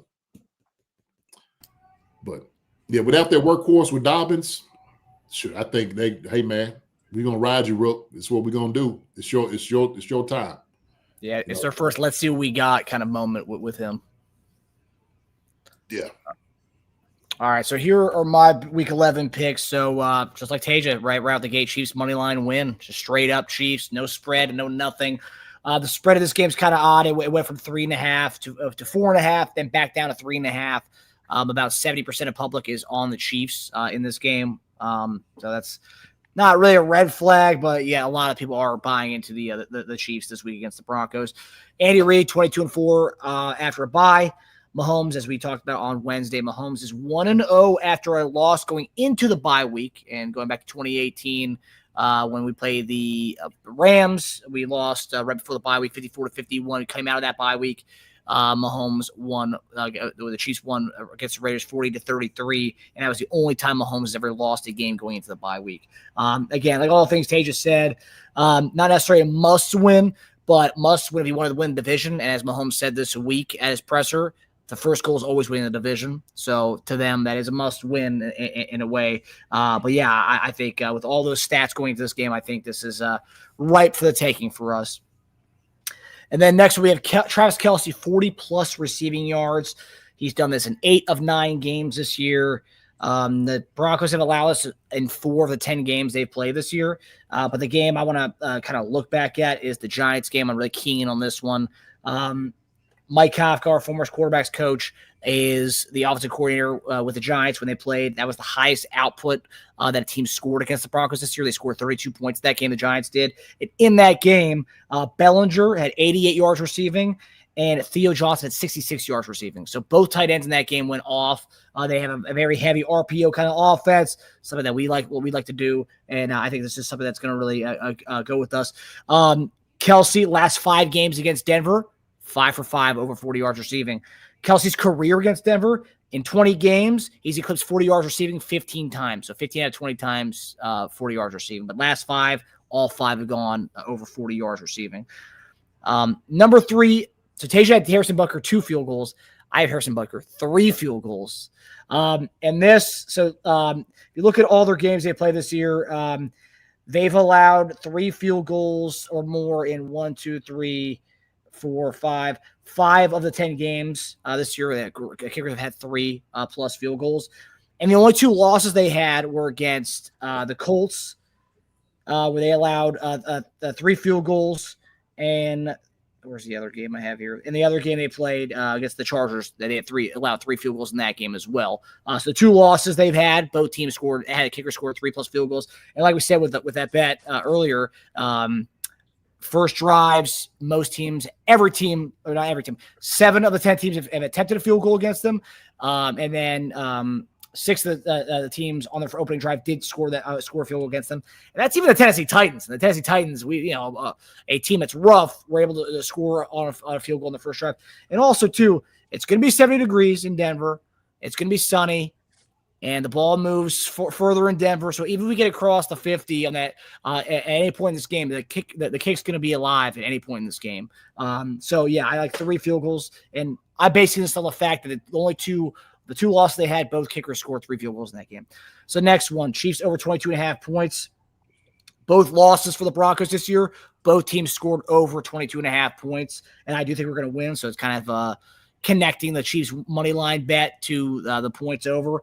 And I actually think we're going to score a lot more than this, but I just want to play it safe here. And every team that's beat them has scored 23 or more, so 22.5 or more points here.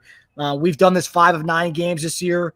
4 of our 5 times we did this were wins, and they've allowed it 4 times this year. The most being in that Giants game, which that's very much like our offense. And then the last bet is the game total being under 49.5 points.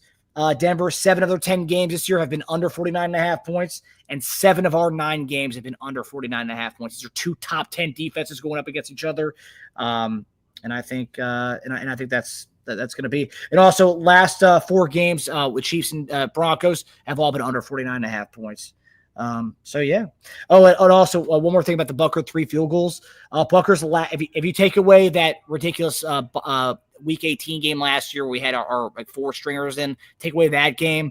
The last 3 games that we've gone against Denver, that Bucker's gone against Denver, he's had 3 field goals in all those games.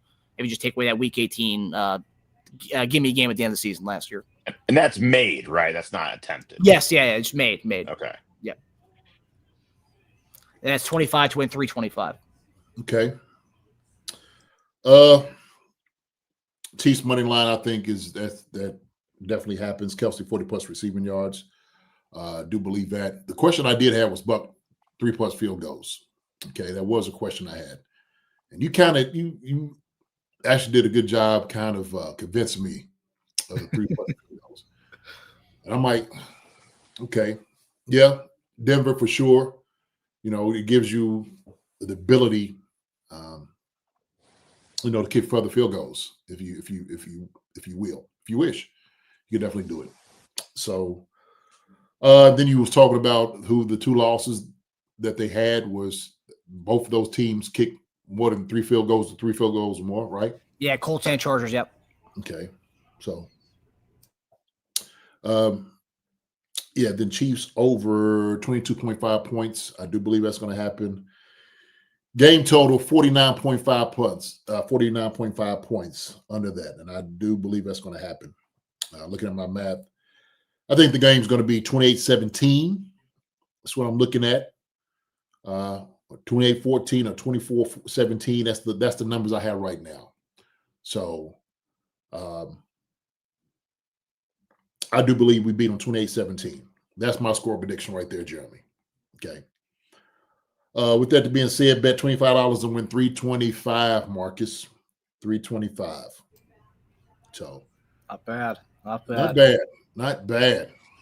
So going back through here, Teja, we got Chiefs money line. Yes, Hunt over 12.5 carries. I sure daggone hope so. We better have it over 12.5.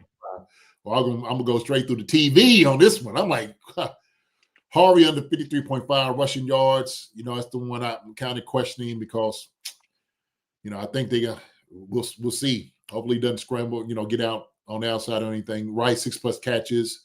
I do believe that's going to have Buck 2+ field goals. I think it's pretty easy. Bet $25 and win 202 and 50 cents.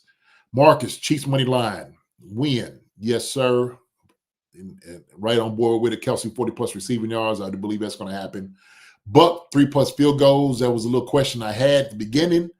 I think you did a pretty good job of convincing me of it's going to be 3 field goals or more. Even though I don't want it to be. Neither do I. Yeah. Okay. Chiefs over 22.5 points. I do believe that's going to happen. Under 49.5 total points. I do believe that's what it's going to be. Bet $25 and win 325. Oh, man. Let me see. This week, the winner of the bet for me. Oh, man. I'm going to go with Marcus on this one. I'm going to go with Marcus. That was the 3-point field goals was a question to me, Marcus, and you kind of, I actually like that one less than I'd like the one with Harvey under 53.5 rushing yards. Oh wow, okay. I did, because I don't think we're looking for field goals, man. I think we're going for next. We're going for juggler. you know. And I guess you got to take it if you need to, right? But you know, I think anytime that you're not scoring, you feel like you surrendering. That's how I would feel, and I'd be upset with it offensively. And so I do see the two. The third one is like, dang, we can't get in the end zone. I mean, this is a good defense that you need to destroy. So I think you need to go ahead and do that. But also, go ahead. I was to say, I think I hope we don't score 3 field goals. Like, yes, I want my bet to win. But I'll say that I think with this game, I think because they have such a good defense, and I think we're going to take whatever we can get. We get it 4th and 7, and at the 35, kick the field goal. And I think that we are going to have so much confidence in our defense against their horrible offense and Bo Nix that I think that we're going to take our points, and then we're going to let our defense kind of take care of the other side and keep get 3 and outs and get stops and get the ball back. And that's what I think. I think our defense is really going to stifle them this week. So I think it is going to be kind of one of those kind of gritty kind of games that like we'll just take the points we can get, and then our defense is kind of get 3 and outs and stops and just keep getting our offense the ball back. I mean, so I think we'll have a lot of possessions in this game. Mm-hmm. I mean, I think there's a potential of being a heavy 3 and out game, both sides, honestly. You know, both teams kind of going 3 and out a lot. This game should be a lot of possessions in this game. But I do think that whenever we're in territory to score, I don't think we're being as aggressive as we have in the last few weeks this week. That's weird that you have over 22.5 over for us then, because I mean, how many possessions do you think we're going to have? You have 3 field goals off the bat. You have a lot of 3 and outs off the bat. So like, I'm trying to do the math. I would say 22.5 because both teams that beat them have scored over 22.5 points. Right. But so that's like that's the game script you're predicting, though. So if he's saying that, let's say you get three field goals and then you get 2 touchdowns, 5 possessions, you're thinking, in the game. I'm pretty sure Marcus is not taking that bet, thinking they're going to get 23 on the dot. That's real close. we need 2 touchdowns and 3 field goals. I mean, it's tight. It's tight. We look, if we don't do the field goals, we'll score. I'm looking the Chiefs. Look, we're looking to score, and I think we're going to attack these guys. But I think we have to. We gotta think about really pushing the ball down the field, but also running the football, and just doing it in a way that we think is like, putting the guys in the right position. I think it does say, well, shoot, what plays should we call on this particular time? Is it time to run the ball? Like, let's do the practical thing, run the ball, run it. Like, don't put yourself in a predicament to where it will be 3rd and long or 3rd and 7. You don't have to do that. Like, you got Kareem Hunt. If you need to make it more 3rd and manageable, do those things, right? And then throw it to Rashid Rice for a quick screen or a daggone slant route. You know what I'm saying? Like that has to be our offense. And we have the ability to go up top anytime we want to. We can still do those things. But I think we got to start with the practical ways of doing things as opposed to like, well, shoot, we're going to go up top. This is what we're thinking about, holding the ball in our hand. If we keep the ball in our hand for more than 4.5 seconds, we're going to be mincemeat. Seriously. We got to get the ball in our hands quick. And so, RPOs do help those things out. If you decide to do some play action, absolutely. If you decide to do the quick game, most certainly. Quick outs, right over the football, and then set it up for something, a deeper throws. But I think it's what's been our Achilles heel, man. We just thought about like, shoot, we've been so good going up top with the guys that we got. Let's take advantage of it. Let's just go fire away. So, how much of film study this week and last week too is going into that? Because I know I meant the Kafka connection there. Obviously they're watching film on everything, but offensively, how much of that Giants tape are they kind of going to try to mimic? Not mimic, but like how much are they looking at that? Because there's got to be a lot of crossovers as far as the plays and kind of schematics that the Giants utilize from our offense. Well, not only that, but I looked at and this is just me for myself. So I know what they were doing. I know they were looking at the Giants game. Shoot, I checked out from the very first of the season. I was looking at, the games that they did play. I watched how they played against the Raiders, So all those games, I was sitting there saying, well, what went wrong with the Eagles? And so when I was sitting there looking at like what teams did against them and what worked, I know confident they talking to their joker. They passing notes. I mean, why not?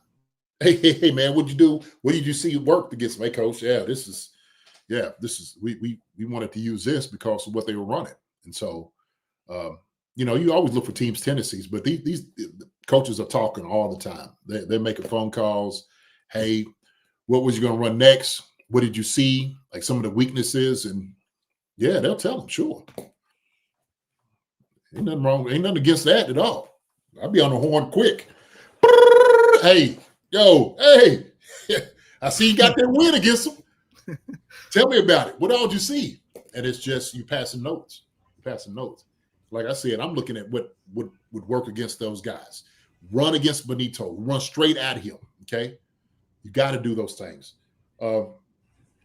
And once you do that, then you start opening up your offense. Linebacker, one of the linebackers is out. Surtain is out. Like you just know there's certain things you can do now because they don't have the guys that can, that's going to be able to do the job against your top guys. You know what I'm saying? Right. I mean, it's all about matchups. I'm going to match all those guys up immediately to find out what he can do. Yeah. Yeah, it'll be an interesting game. I do hope, like Teja's bad, the 13 carries for Kareem Hunt, like we talked about this week. I do hope they go to him. And actually, I saw an interesting graphic here because I know Kareem Hunt's always a hot topic on the show. Let me pull it up here for a second. This was interesting. This is for all the Kareem Hunt haters out there. This was an interesting one. I saw it this week. Let me see if I can find it. Yeah, here it is. This is great. Pull this up. You guys will definitely enjoy this one if you guys haven't seen this yet. So, okay, can you guys see that? Mm-hmm. So that's the it's a running back leaderboard, and just a bunch of metrics here. But I mean, we have Kareem Hunt above some of the some of the people that people think are elite running backs in the league, and he's above a lot of running backs on this list. And I thought this was interesting, right? Because I mean, people just look at explosive plays, but we're talking about a running back who's done pretty well. What's that metric? I can't see it. You can't see it? I can't see what the top of the column says. What does that metric say? What's he leading in? Can you hit on that, Marcus? Yeah, just expand that whole thing. Can you see that? Oh, it's expected point. That's because he scored a lot of touchdowns and not that many carries. Yeah, Lendell White led the league in that one time too.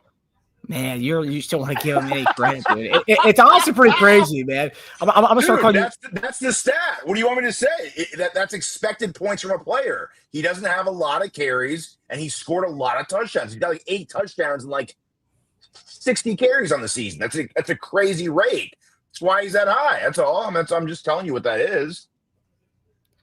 I'm not dogging him. Success percentage, I think he's third behind Rashad White and James Cook on the year. Oh, yeah, and Kyrie Williams too. Well, they just said you had to run the ball down inside there with it. You have to. Yeah, it's funny. I was just looking at this stat when I was doing Kareem Hunt numbers. I just saw that. I was like, damn, it's pretty good. And I was like, touchdowns like 5. I think he has how many receiving touchdowns? Like 2 or 3. Like 1 or 2. But that's rush though, so it's because it's rushing touchdowns. Yeah. Yeah. And I mean, I don't know if they take into consideration the first downs he gets. If you take that into consideration, he probably has like the most first downs and touchdowns per rush in the NFL. I would venture to say that. I'm not dogging him. I'm saying it's great. Yeah. I wasn't dogging Lendell White either. As yards per carry, by the way, 4.03. I know you and a lot of other people were dogging his yards per carry in the offseason about how you didn't want him because he ran at 3.5 yards per carry. 4.03 this year. Pretty good. That's a first down on 3 carries. 4.03. All right. That's ahead of Rashad White on this list. And I think that's it. Yeah, just Rashad White. Pretty good, though. It's good. Yeah, it's good numbers. 4.13 is all right. It's not terrible. Yeah. It's a first down on 3 carries, man. Look, we know what Kareem Hunt is. We do. And I think we only give him like 7 carries a game, though. Yeah, but he's still going to be efficient, and that's the problem. Problem is we don't give him enough, but he's still going. He's not going to hit you over the head with a long ball, right? He's had a couple of good runs. I don't know. Has he had over a 20-yarder? Everyone is the good ones have been about 15 and whatnot. The Jacksonville game. Right? He has our season-long rush for running backs in the Jacksonville game. That 35-yard run on the 1-yard line. Yeah. So if we're doing that and some hard sledding with Kareem Hunt, man, that's what we're trying to do is move chains. We know we ain't got no long ball hitter. We don't need him. We don't need that guy. We need somebody who's gonna run behind his pads, get us first downs, and move the chains. That makes us efficient. Now we might go down from EPA on total plays or whatever that is, but it's going to make us more overall efficient offense. Put us in a position, to score. And so if this right here bears it out like it said, shoot, then we're going to give him down in the red zone for touchdowns. But we don't even do that. So in general, you don't prioritize like a home run hitter at running back, like even in the offseason? I think we got one. I think we got Rashard Smith. That's the reason we got him. So we say if the guys that we have right now, and this is what I'm hoping for, Teja. I'm really hoping for this, that what they seen in Rashard Smith, they were like, we got to steal in this guy. Okay. He's a guy that can pretty much kind of do it all. A guy that we think could have been like a CH kind of guy, that CH wasn't the dude. Okay. But he's very fast. He can catch the football. What we do offensively, he fits our scheme. Now, with that being said, we could still give him some carries. We could give him about 15 carries a game, 15 to 20 if we're going to be that guy. Okay. So I think we're actually looking for him to be the successor. Seriously, I do. I tell you what, we're going to find out with these next couple of games how we're utilizing him. Maybe what we think, future-wise, what he's going to be. If I'm thinking as a coach, I'm like, this is the time right now. If Pacheco was hurt, this is the time right now that you use this guy to see what he's got. So you think coming out of the bye, we're going to see a lot more Rashard Smith? I do. I think you should. I think if anything, if we know we don't have a home run hitter in Kareem Hunt, but he's a very efficient back. Rashard Smith, we're still going to do running back by committee. How's it going to hurt you? Yeah, I agree. Like we talked about, Kareem, it's the hammer and the nail. You also have the thunder, lightning, smash and dash. It's a great combo of the two guys, and it's a great time to utilize Rashard Smith. So yeah, and he's just so different. You can even add Elijah Mitchell, Pacheco. He's just so much different than all those guys. His skill set. So, do right now is a great time to build up his confidence.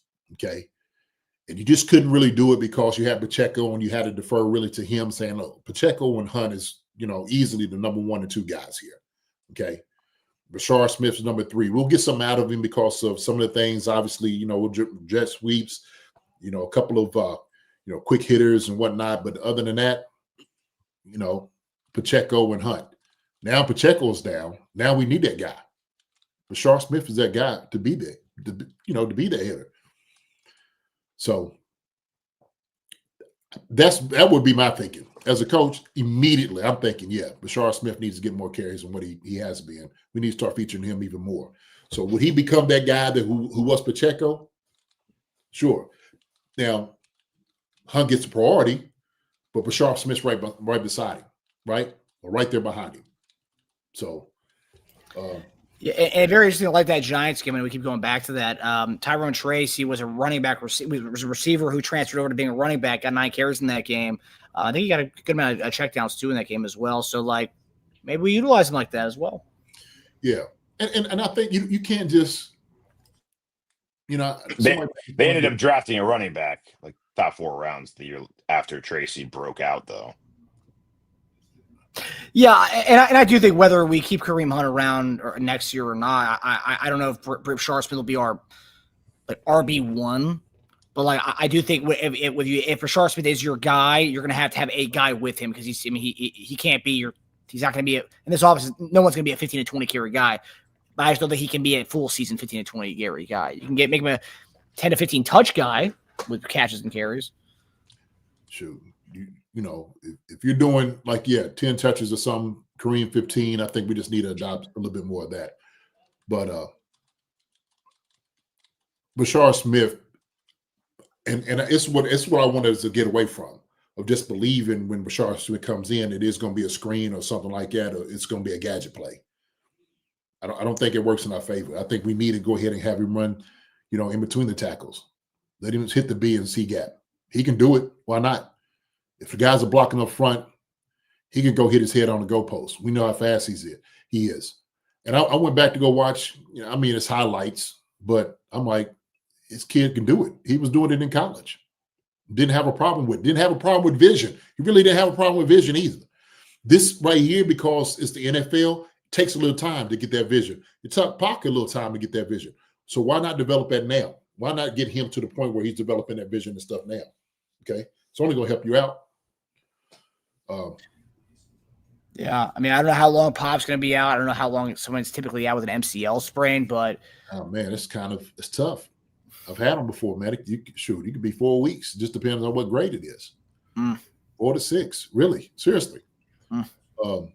It's painful. It's painful. It's all about how tight your knee is. They'll check your knee and see how it's really tight, especially for a running back too. It's different. They ain't like a lineman. Lineman, you could wear a daggone brace on it and be okay.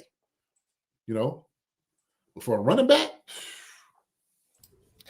yeah, it's interesting how that whole thing kind of unfolded, right? Like he goes to the sideline to get his knee checked. They check out the stability of his knee, and then he celebrates like he missed out on a really bad injury, and then the next day he's MCL sprain. It's like what happened? Well, that's when it sets in. That's when the pain sets in. Yeah, and the inflammation comes up the very next day. Not really then. You're just like, okay, I tweak. Okay, I'm good. You all right? You good. Let 24 hours set in to see what you feel.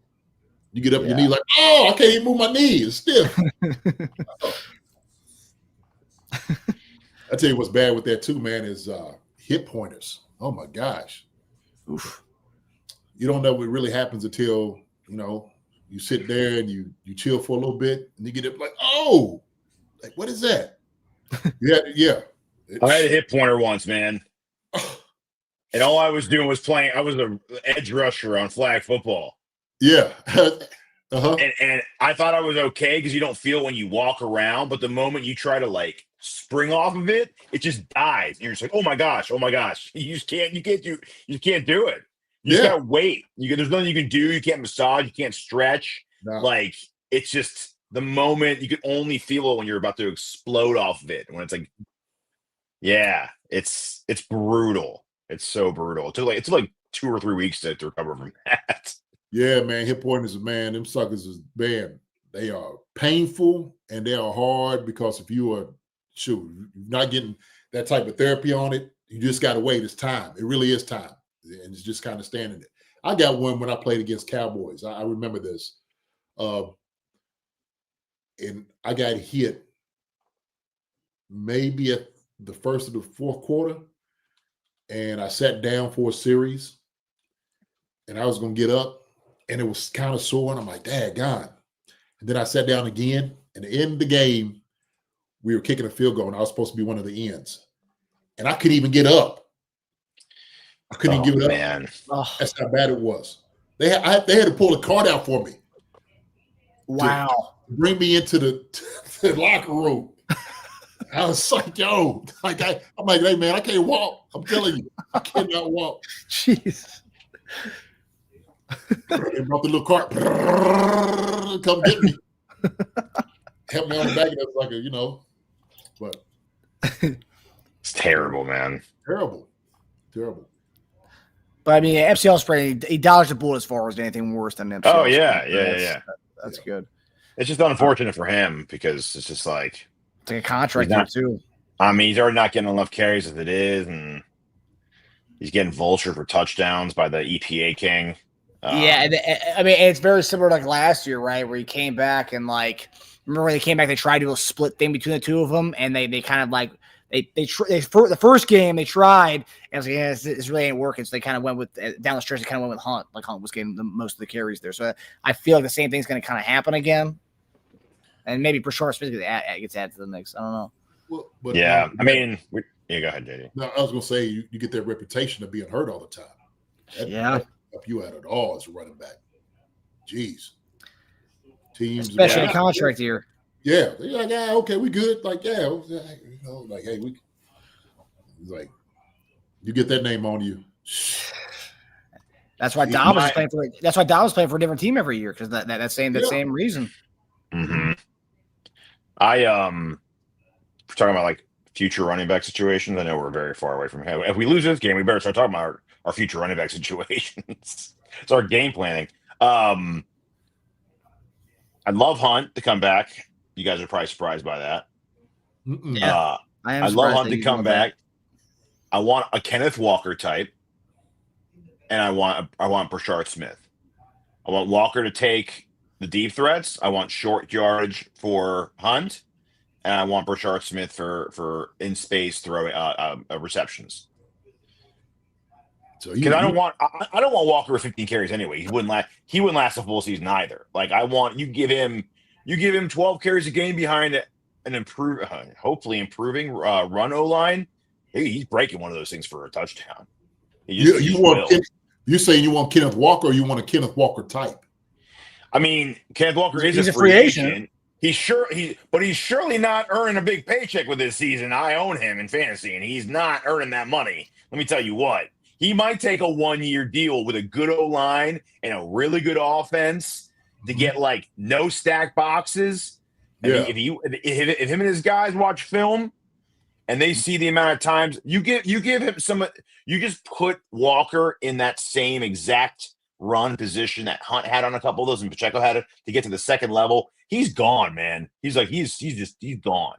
Like untouched or one cut through that second level. I just think he's perfect for what we need, because we don't need a guy who's going to get 18 carries, because we're not going to give someone 18 carries. We need a guy who dominates a short yardage. We need a guy you can give about 10 to 12 touches, carries a game to, and a guy you can do trickery throw plays to. And I think we have 2 out of the 3 of those right now. We just don't have that guy you give 10 touches to, and he's taking one to the house every game. Mm-hmm. So, like you said, that's far off. I'm good.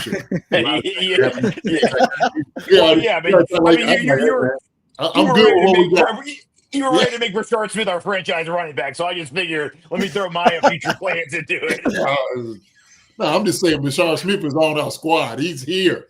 We drafted him for a reason, right? Yeah, but 18 carries a game, poor guy might not make it. He'll be on that cart with you with the hit pointer.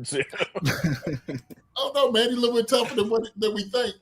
He does look pretty tough. He does look pretty tough. Yeah, he's built. So that's what we need to find out if he can handle it. The thing is, too, it's like you see, like Devon Achane. I'm not comparing Achane and Brashard Smith, but Achane's the same size as Brashard Smith, and he's getting like 30 to 40 touches a game. So it's like, how can we not have Brashard Smith be that guy? I mean, obviously, one was drafted higher, and they expected more of him, but still, like, we're seeing a guy in a similar type of body size, skill set. He's getting like 40 touches a game. Why can't we do it with Brashard Smith? JD, what do you think about that? I don't see why not. And I get guys get drafted higher than other guys, but I see a lot of guys. Case in point, Priest Holmes. Priest Holmes he came out, man. He didn't get drafted. Sucker was one of the best running backs in Kansas City history. Shoot, if not the best. Yeah. And so, if who has a chance to be, I think, considered for a Hall of Fame career. And Priest he was behind, Ricky Williams, and he got to Baltimore. He's behind Jamal. And so that's what ends up happening when you have guys who don't have chances of opportunity. You don't know what a guy can do until you actually put him in there. Then when Priest got his chance and opportunity, he made the most out of it. This is what I'm hoping the Brashard Smith becomes. I hope we give him more opportunity to do more than what he's been shown to do. I hope we just don't put him in a box like, well, he's a small guy. He's not going to be able to do this. Like you said, A-Chain is, shoot, they're giving him the rock. Shoot, if he takes care of his body, hey. I will say, though, Holmes was like 5'9", like 220, and he ran like a greased warhog. So it was, I said Priest. Priest was like 5'9", like 220, and ran like a greased warhog. Yeah, I mean, it's a little different than Brashard Smith. Brashard Smith's built like a slot receiver. No, he's talking about, but from the standpoint of being an undrafted guy and like still. I get that part of it, but like, yeah, but the size, 25 touches through a guy who's built like a god, and a guy who's built like Hunter Renfro. It's a little different.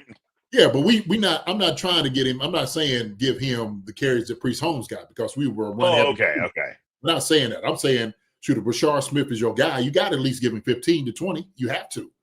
If he's going to be, if he's one of your guys coming in the next season, absolutely, I would. Touches or carries? Shoot, I would say if you're giving him carries, I would say 15 carries. Very, very, absolutely. 15 carries, if not 20 touches total. Another 5 in the passing game. He's everything that we want. I mean, that's the reason they got him. And I think for real, to be honest, the Chiefs kept him back there because they were saying other teams are not looking to try to utilize this guy like we're going to do. And that's why they could wait. They can sit there and like, man, we're going to sit back and just wait on this one. Just wait. And I think they were thinking this might be still of a draft. Especially what we seen him do on a couple of explosive plays that he's gotten. He's got the ability. Now it's like, man, let's turn him up some more. Turn him up. Why not? Shoot. Yeah, he's our Harvey. Yeah. Get him out there. Yeah, Kevin says even Reed said Smith needs some weight. He'll get it. He'll get it. Yeah. A one-off season in an NFL program will get you that. Yeah, man, he getting into a grown man. He'll realize when he gets into a real trainer, he gets amongst other running backs and seeing what it takes to be in the league. He's like, yeah, I got it. I got you. Yeah, Cream will hook him up with some how to get some bulk, how to bulk up a little bit this offseason. Funyuns and he'll take him up there to give him that chili dog, man. Get him on the chili dog diet. Come on up here with me. I take you through it. Shoot. Last 3 games for HN, just because we're talking about him. 28 touches with carries and catches this past game. Then he had 20 touches the week before, 23 touches the week before. So, I mean, they're giving him 20 to 25 touches a game. I mean, you can do it, man. You put him out in space and whatnot, you can do it. And he runs in between the tackles, but you pick and choose when you want to do it, right? He does a great job of it.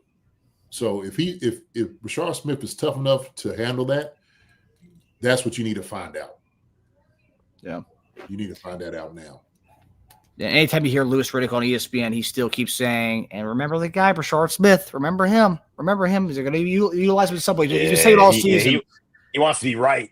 He wants to be right. I hope he's right. Yeah, absolutely, 100%. Well, I think he's seen his potential. I mean, when you look at his film in college, you're like, yeah, this guy obviously is an NFL running back. And if you're giving him touches, he's going to be fine. I don't know what he averaged. Maybe y'all know this more than I do. What was he averaging in college as far as his touches and carries? You mean like how yards or like just how many carries a game? Carries. How many carries was he? Yeah, he got a good amount of work this last season. I don't remember the exact number. I think Marcus is looking it up. Yeah, this past season. Man, it looks like, so I'll go his last 3 games of usage. 18 carries, 4 catches, 24 carries, 6 catches, 16 carries, 3 catches. So he's getting 20 to 25 touches a game. So very similar to what A-Chan's getting. Right there. Like I thought, right there. That's perfect. Like I said, that's exactly what you need. If you're doing like that, 15 carries, 20 touches total. Yeah, that's right up our alley, what we need. And I think that's what the Chiefs was thinking, there's no way this guy's coming in and get 25 carries. We're never looking for a guy like that. That's not what we do. I'd like that. I mean, you have to prove a lot of things for the last 10 games of the season here. Like JD said, the opportunity is there now with Pacheco being out of that room, so it's one less guy. So that the opportunity is there. Yeah. I mean, to utilize them. Yeah, if they don't, then they just don't. They don't see him that way right now, at least. But Riddick did say in the preseason, he said when he talked to, because he knows all those guys from the Philadelphia days, he was saying that they were all excited about him. Like, man, wait till you get a load of this kid that we got at SMU. And then like a couple of weeks ago on Get Up on ESPN, he said, wait, like that this guy's they're starting to utilize him a little bit more. You're going to start to see him a little bit more as the weeks go on. So now with that, him saying that, and then also you have the off the bye week, and then also Pacheco's injury. Maybe now we'll actually get all that stuff will come to fruition finally. Yeah. And you got to think, if something did happen and he wasn't able to be that guy, you still got two other guys. You got Elijah Mitchell and you got CEH. You still got those guys. You still have them. So who actually got experience. So now why not utilize a guy that, hey, we're trying to develop right now. We have an opportunity to develop. Because we can go deep with a guy in the playoffs, and he becomes what we think he's going to become. Shoot, let's get him ready. Get him experience. They better not pass up giving the ball to Brashard Smith or Mitchell or CEH. Definitely not CEH at this point. I mean, hey, last week he had 2 carries. He had 3 carries to Brashard Smith. I mean, that's not good. That's like, the hell are we doing? But yeah. And size-wise, too, I mean, like, we're talking about – and people make mistakes sometimes. And I don't know if they make mistakes, but they just have a different view of what the NFL is. The NFL right now is not what the NFL was when JD was playing. When you had giant guys out there. But, like, Achan's 5'9", 190, getting 30 touches a game. Brashard Smith's 5'10", 196. So, like, he's a bigger guy than Achan. So, like, why can't Brashard Smith not do that? People just say, oh, no, he's too small. He's too small to be that guy. It's like, I mean, if Achan's defying odds right now, I know he might be in the he is. He might be in a category of his own. But he's also been dinged up in prior seasons. This is the first year he's actually been able to handle the load. Yeah. That's like what, 4 years into handling the load, right? 3 years? This is the third year? Three, yep. Yeah, so like it's taken them 3 years to be able to handling that load. So but you have to start ramping them up to get there. You're not going to have him go from 3 touches a game to 15. Well, how big was Mostert? How big was he? Because you had guys there was already doing, and it's like, okay, well, shoot, you had another guy waiting in the wind. Mostert wasn't that big, was he? Mostert was he was 5'10", 212. Yeah. Yeah. He's more Priesty. He's closer to Priesty. Yeah. Priest was like, they got 5'10", 213. I'm like, was he 5'10"? Was he 5'9"? They said 5'9". I said 5'10". Yeah. Man, he's 5'10". The Priest was do like this. I'm 5'10". Yeah. You grew the throw out a little more that season. Yeah. Get that 5'10", huh? Let me know when it's pressing on your head now. Yeah. 5'10" and a half. You grew an inch and a half. Breeze, what'd you do in the offseason? Achan's rookie year, I mean, like, he was a 3rd-round pick. So they didn't waste any time. So week 1, he had 2 touches, 1 carry, 5 yards, 1 catch. The following week, 18 carries, 203 yards, 2 touchdowns, and 4 catches, 30 yards. Yeah, that was a crazy breakout game. And when a guy does that, it's hard to put that back in the box, man. Well, but at some point you got to give a guy 10 to 15 touches to do that. He went from 2 touches to 22 touches the following week. Yeah, I mean, that's unreal. That's why I'm hesitant to go back to the betting. That's why I'm hesitant about Harvey, man, because Harvey's had a couple like breakouts where everyone was expecting him to get a lot more touches the next week, and he just doesn't. So something's going on there. That coaching staff does not want to give him a lot of carries. Well, but you had J.K. Dobbins, though. You had a guy that was the certifiable back that we know is good in the NFL. His problem was always remaining hurt. That was his only issue, is Dobbins being hurt. But I'm not saying phase Dobbins out. I just expected more touches for Harvey. He seemed like he earned it. Like, you got to give it. A guy's got juice. You drafted him high. Like, and you got the other guys on a 1-year deal. I mean, that guy should start to earn more carries. No matter what he's done this year, he really hasn't It's not doing that. So it's really it's odd. No, so there's no, something going on there. The point where Page just doesn't envision him that yet, or I don't know what it is. So yeah. Anyway, I mean, that's just weird to me. That's everyone's frustration with Henderson in New England. well, Like, but, you got to play him. but you got to realize also too, and this is kind of my gripe. Some of the guys you bring into the NFL hadn't been into like NFL systems. So there's a lot of different things you do. And I say this all the time. It's what absolutely kills me, because in college, you start dumbing things down, quarterbacks, running backs, and everybody else, that when you get into an NFL system, things are totally different. Terminology, learning defenses and all. I mean, I'm telling you, getting an absolute your doctorate in football. Okay. You got people who actually will break things down to you. It becomes your job. It's not like, hey, you're going to school for half the time and doing all these different things. We make it easier for you. You don't have to think. You get into the NFL, this is your 9 to 5.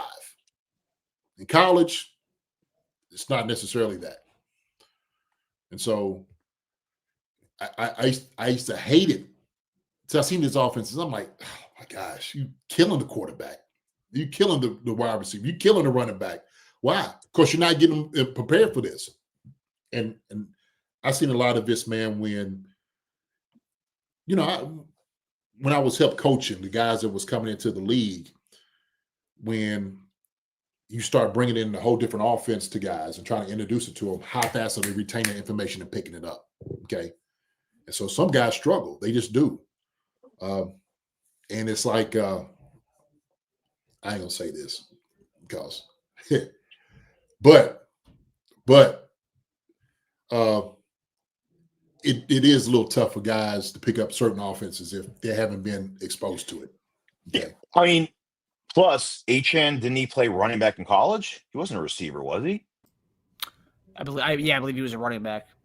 That's that. There you go. And that's a huge. So not only are you acclimating him to your system, Smith, you're acclimating him to running back full time again, right? So like, that's another thing too. That's another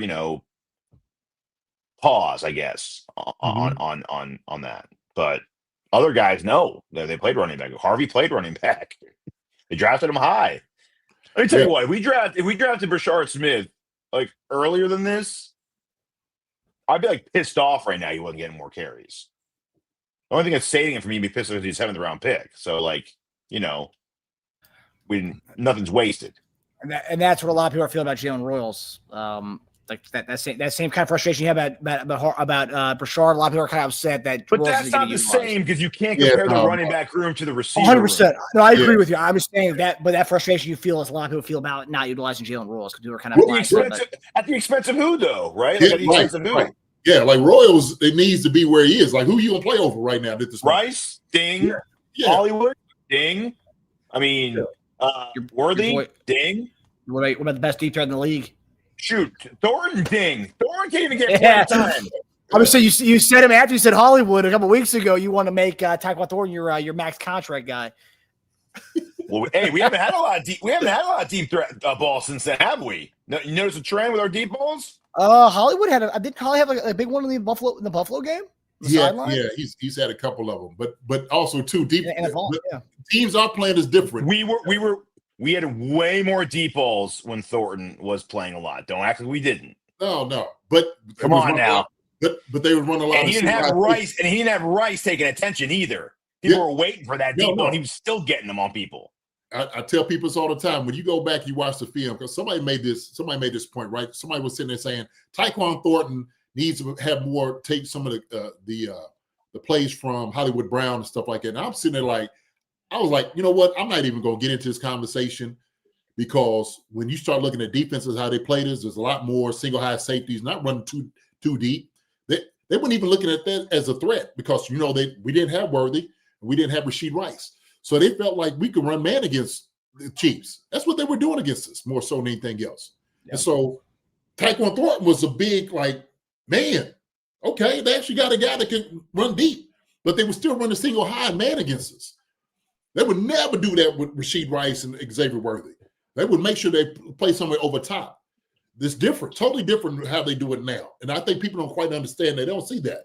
And I'm like, when I look back at the balls that Tyquan Thornton was kind of catching, it was one-on-one that he was going against.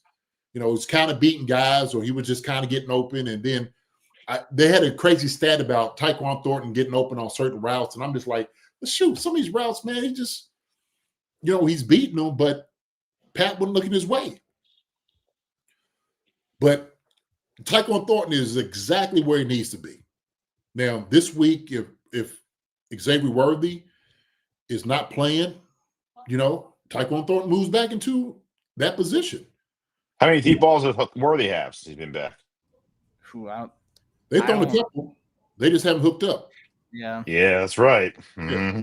But it's different That's because right. now you run it too high. Down is too high. Right now you run the 2 shell because Xavier Worthy is the fastest guy in the league. He's a legit guy. Tyquan Thornton, man, this is the guy. I know, but you can't. How long can you be a legit deep threat if you keep saying we try with them, but they just didn't hook up? Like eventually, you gotta connect on those. Like I don't care what kind of defenses they're playing on you. Well, Harrison was stride for stride with him on that deep ball they attempted with him. He was stride for stride with him. That was good coverage. Yeah. But the thing, so we seen, Xavier Worthy, his first season, there was things he was still learning on that deep ball. Okay. Him and Pat was just off. Pat was just missing him, right? Pat was totally. They was trying to get that. And so what they did is they actually got the chemistry down during training camp. Okay. Looked a lot better. And then all of a sudden he gets hurt, right? And then he got to push back because now Pat's like, man, shoot, I got to throw 2 other guys. The teams are sitting there thinking, we're not going to think this guy who got cut from New England, he came down to Kansas City and who had a problem with his hands, we don't think he's going to be a threat. Why are we going to treat him like we would treat Xavier Worthy and Rashid Rice? We're not going to give him that. So they didn't play it that way. They didn't. And I agree with it. If I'm sitting over there and I'm going to say, that's what coaches would do. They said, this guy right here, Tyquan Thornton, man, he got released by New England and he couldn't cut it up there in Kansas City. We don't have to worry about him. If you worry about him and you get beat by him, then you probably don't need to be in the league. And that's how some coaches they'll treat it. They'll say that. Even after 2 or 3 games of it? Even after 2 or 3 games, okay? And you have to start thinking about that's bad coaching, man, because he was hitting them up for long plays. It's wrong. It was wrong. They were wrong for doing that. He was targeting people. So when he was hitting them up, and you look at the timeline, it actually when all of this started happening. Then Xavier Worthy started coming back. Rashid Rice was coming back then. Tyquan Thornton, the first few games, wasn't really hitting up for the deep balls, not necessarily. Okay. About game 3 or 4, and I went back at this because I was, I'm like, I'm curious what everybody's talking about here. Okay. The Tyquan Thornton needs to have more playing time than Hollywood Brown and stuff like that. And we know that he doesn't have a route tree like Hollywood Brown. He's not as quick coming out of the break as Hollywood Brown. They have 2 different skill sets. Okay. They just do. Right. So the things that we need for Hollywood Brown to do, we're not asking Tyquan Thornton to do. Now, can Hollywood Brown go deep? Sure. Can Tyquan Thornton run double moves? Yeah. Can he run it better than Hollywood Brown? No. And so when coaches are doing this, and that was one of the things too that kind of strikes me, because it's like, do you think the coaches don't see this? You think they just don't know? We crazy. We ain't gonna play Tyquan Thornton. If he's a guy like everybody's taking that away, the coaches would have done it. They evaluate him every single day in practice. They evaluate him every single day. And one of the things I didn't want to say is that when you got a guy that's here that's new, some things you do, a guy still got to get acclimated. He still got to know what you want to do offensively. He still got to know how to get open. He still got to know how the quarterback plays. Hollywood got the nod because he had already been here for a year. This is Hollywood's second year. So he knows offense better than Tyquan Thornton. And it was still like, Tyquan came that year later. But he signed a futures deal last year. Yeah. So I just, when I hear people say that, I'm like, I get everybody falls in love with that deep ball, but that deep ball. He had a 38-yarder in game 1 and a 49-yarder in game 2 and a 33-yarder in game 3. Game 4, he didn't have a long one, only had one catch.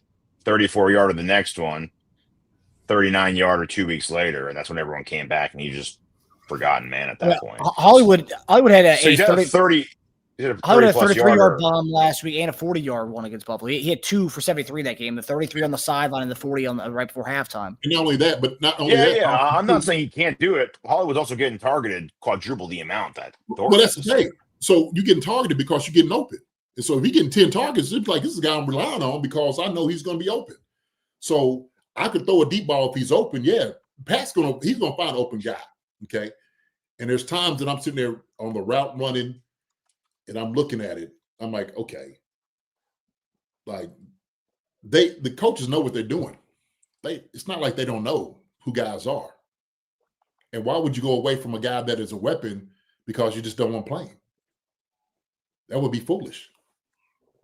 And I don't think that's what the coaching staff is. They shoot. Bottom line is, I brought it up as a joke, but bottom line is, Royals isn't going to play over either one of those guys. Yeah. Right. Yeah. And you guys didn't mention Juju either. He's not playing over Juju. Yeah, Thornton's got the third highest ADOT in the league. So, I mean, he's the EPA champ. He's the running back version of. He's a receiver version of Hunt over there. A receiver is what he is. Yeah, I seen him miss deep balls too. I seen him drop some deep balls. I didn't see him drop that many this year. I seen him. I looked over the film. I seen him drop them. Has he dropped the deep balls here? That's what he dropped a couple of them. There's one he went up to and he didn't get all the way up. He tried to catch it, tried to basket catch over a guy. Another one, Pat caught through one and it went through his hands on the sideline. I forgot what game it was. I'm telling you, I went through because when somebody makes a statement like that, and I said, you know what? Well, there was that one that I don't know if it's a drop, the one where the guy was all over me, like landed on his head or something. There was one really hard one that he couldn't come down with. I don't even know if that was considered a drop. I don't know if it's the same one you're talking about, but I think it was the Eagles game. And then he had a bomb the next play. Remember? Yeah, it was the Eagles game. He dropped one, and then the next one he caught the bomb. I don't know if that's a drop. Was that a drop? It's a drop. He hit his hands. That's a drop. Was it a drop? Yeah. Yeah. Let me shoot. You go up for it, and it's hitting you. It's a drop. Well, it depends, though. I don't think that's how they. If you're open and you drop it, yes. But if someone's like on your ass and they it hits your hands, it's not a drop. I don't think it always is a drop if it hits your hands. No, that's not true. They go by catchable metric. They go by how catchable that ball is. It can hit your hands and not be a catchable ball. That's not true. The ball was a catchable ball. He dropped it. Okay. The guy was defending him, but he could have went up and got the ball. He could have easily just went up and got it that way, but he let it come down and it was a drop. And it was like, well, shoot, all he had to do was just switch his hands up. He could have easily got that one. But regardless, we're deep. Yeah, going back to the point, what I was just saying with Tyquan Thornton is he is a deep ball guy. I'm not taking anything away from his skill set. Yeah, 100%. Yeah, but what we're saying is, when teams are playing him, they were playing him different than you will play Rashid Rice and Xavier Worthy. That's, because teams didn't feel like, hey, he was going to be that guy. That's reality. Yeah, that's why I think that's a compliment to him, because if all he is a deep threat and he's still catching deep balls, then he's just so good at that you really can't stop it then, right? Because, like Rice, Hollywood, they do other things. So if they catch a deep ball on you, it's because you were worried about his comeback route. You were worried about a hitch. You were worried about anything really. But Thornton's, that's what he's doing. So you're not worried about what else he's going to do, really. Right. So if you now you game plan for a guy, now you know that he's coming. Okay, and it's different. You play a too high shell, and you play over top. You sit there saying, they got Tyquan Thornton, whoever's in the game, we're gonna make sure they don't beat us deep. And that's what Buffalo. Hey, you ain't beating us deep. You're not beating us this way. Certain teams is like that's not gonna happen. So I want us, and you're right, Tej, because it's like when Thornton's out, we should still be taking some deep shots. We should still be doing that. And sometimes we were, but then also, now you compromise on offensive line because then everything's working against you. Yeah, you ain't got Josh Simmons out there, and then you can't throw the ball. You can't hold it for 4.5 seconds. You can't do it. Pro Football Reference doesn't have him having a drop at all. 0. Oh, well, they wrong. I mean, that's a drop in their meetings. You get a hand on it, it's a drop. Yeah, I'm not even saying I'm talking about was one on the sideline. He went through his hands. He dropped it. He should have had that one. The other one I was talking about, where I guess it might have been the Eagles or somebody, but he went up for it. But he decided not to come up with it this way and catch the football over top of the guy. It was kind of down here. Mm-hmm. It was like, turn your hands over. Yeah. Yeah, I guess they didn't register it. All right, guys. Well, that does it for us on this lovely Friday night show. We hope everybody enjoyed the banter at the end. Of course, JD's 10 keys to victory, as well as Teja's and I's bets. We'll post those bets on our Twitter like we usually do each week as well if you want to get in on the action. I'll also post the bet of the first drive field goal, so you guys can take a look at that if you want to get that in this and with the statistics behind it. But we hope you guys enjoy your Friday night. We hope you guys enjoy your weekend, and we will see you guys Sunday, right after the Broncos and Chiefs game. And again, a happy birthday to our guy, JD. Yo, hello? Hello? That was Chad calling. Oh, the man. Let's see if I can get him out here. Hello. Hello. Hey, man. Hello. Hey, hello. I got you on speaker, man. Yeah, I got you. What up, Chad? Hello. Yeah, can you hear it? Can you hear Marcus? Marcus said, "What's up, Chad and Tage?" What up? What's up, Marcus? What's up, buddy? How you doing, man? I'm doing a whole lot better. Yeah, it's my guy, man. Happy to hear it, man. You don't know, it's been a rough road.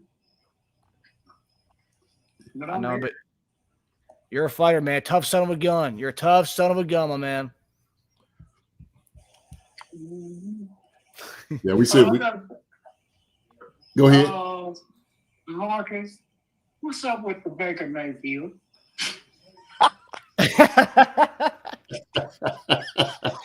What do you mean? He was the MVP frontrunner for half the season. Come on, man. You know what I mean? I showed him your what's the name of your costume. I don't think he's won a game since that costume either. Everybody on the show saying, "What's up, Chad?" Everybody saying it, man. So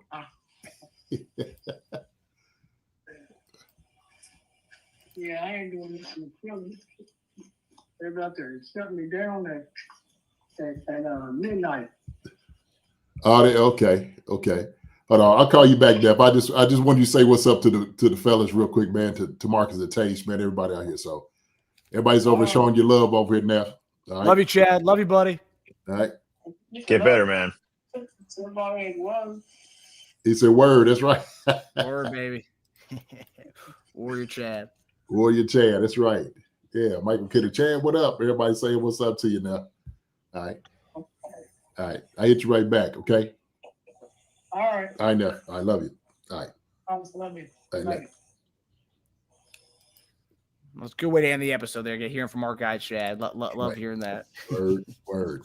That's absolutely. All right. Good deal. But yeah, so we'll see you guys Sunday. And JD, we hope you have an amazing birthday, man. We love you, buddy. Yeah, man. You're a treasure. You're the best, and we hope you celebrate. Have a good time tomorrow, man. Thank Eat you. a lot of hot dogs. Yeah. That's not gonna happen. You know that. They need to get rid of those things forever. Get rid of hot dogs. Yeah. I'll put some on the bun though. How about that? All right, we'll have something like All that. right. Yeah. Appreciate it, fellas. Thank you, Marcus. Thank you, Teja. And everybody Yeah, of else around course. here too for your birthday wishes. Thank you so much, and also for the prayers. That was just hearing from Chad at that moment, man. It's truly a blessing. And so when you have people in your life, tell you what, hold on to them and cherish them. That's how much when you love each other, you got to show it. So with that being said, you all, thank you all for coming out. The Dash Brothers for giving y'all and showing y'all the way to get more money. And so, man, that's might have to be my birthday bet, man. So, and Marcus, Teja, shoot, 25 baby. Shoot, that'd be a nice if Marcus failed you, then it was a bad birthday gift. Hey, listen, I might still put 25. This one you can't return with a receipt either. I know it. Well, yeah. I had to show the Marcus like, hey, Marcus, look, I put this money on you. I think it'll hit if I feel confident about Butker's 3 field goals for sure. Yeah, I like that even at 25 for 125 field goal.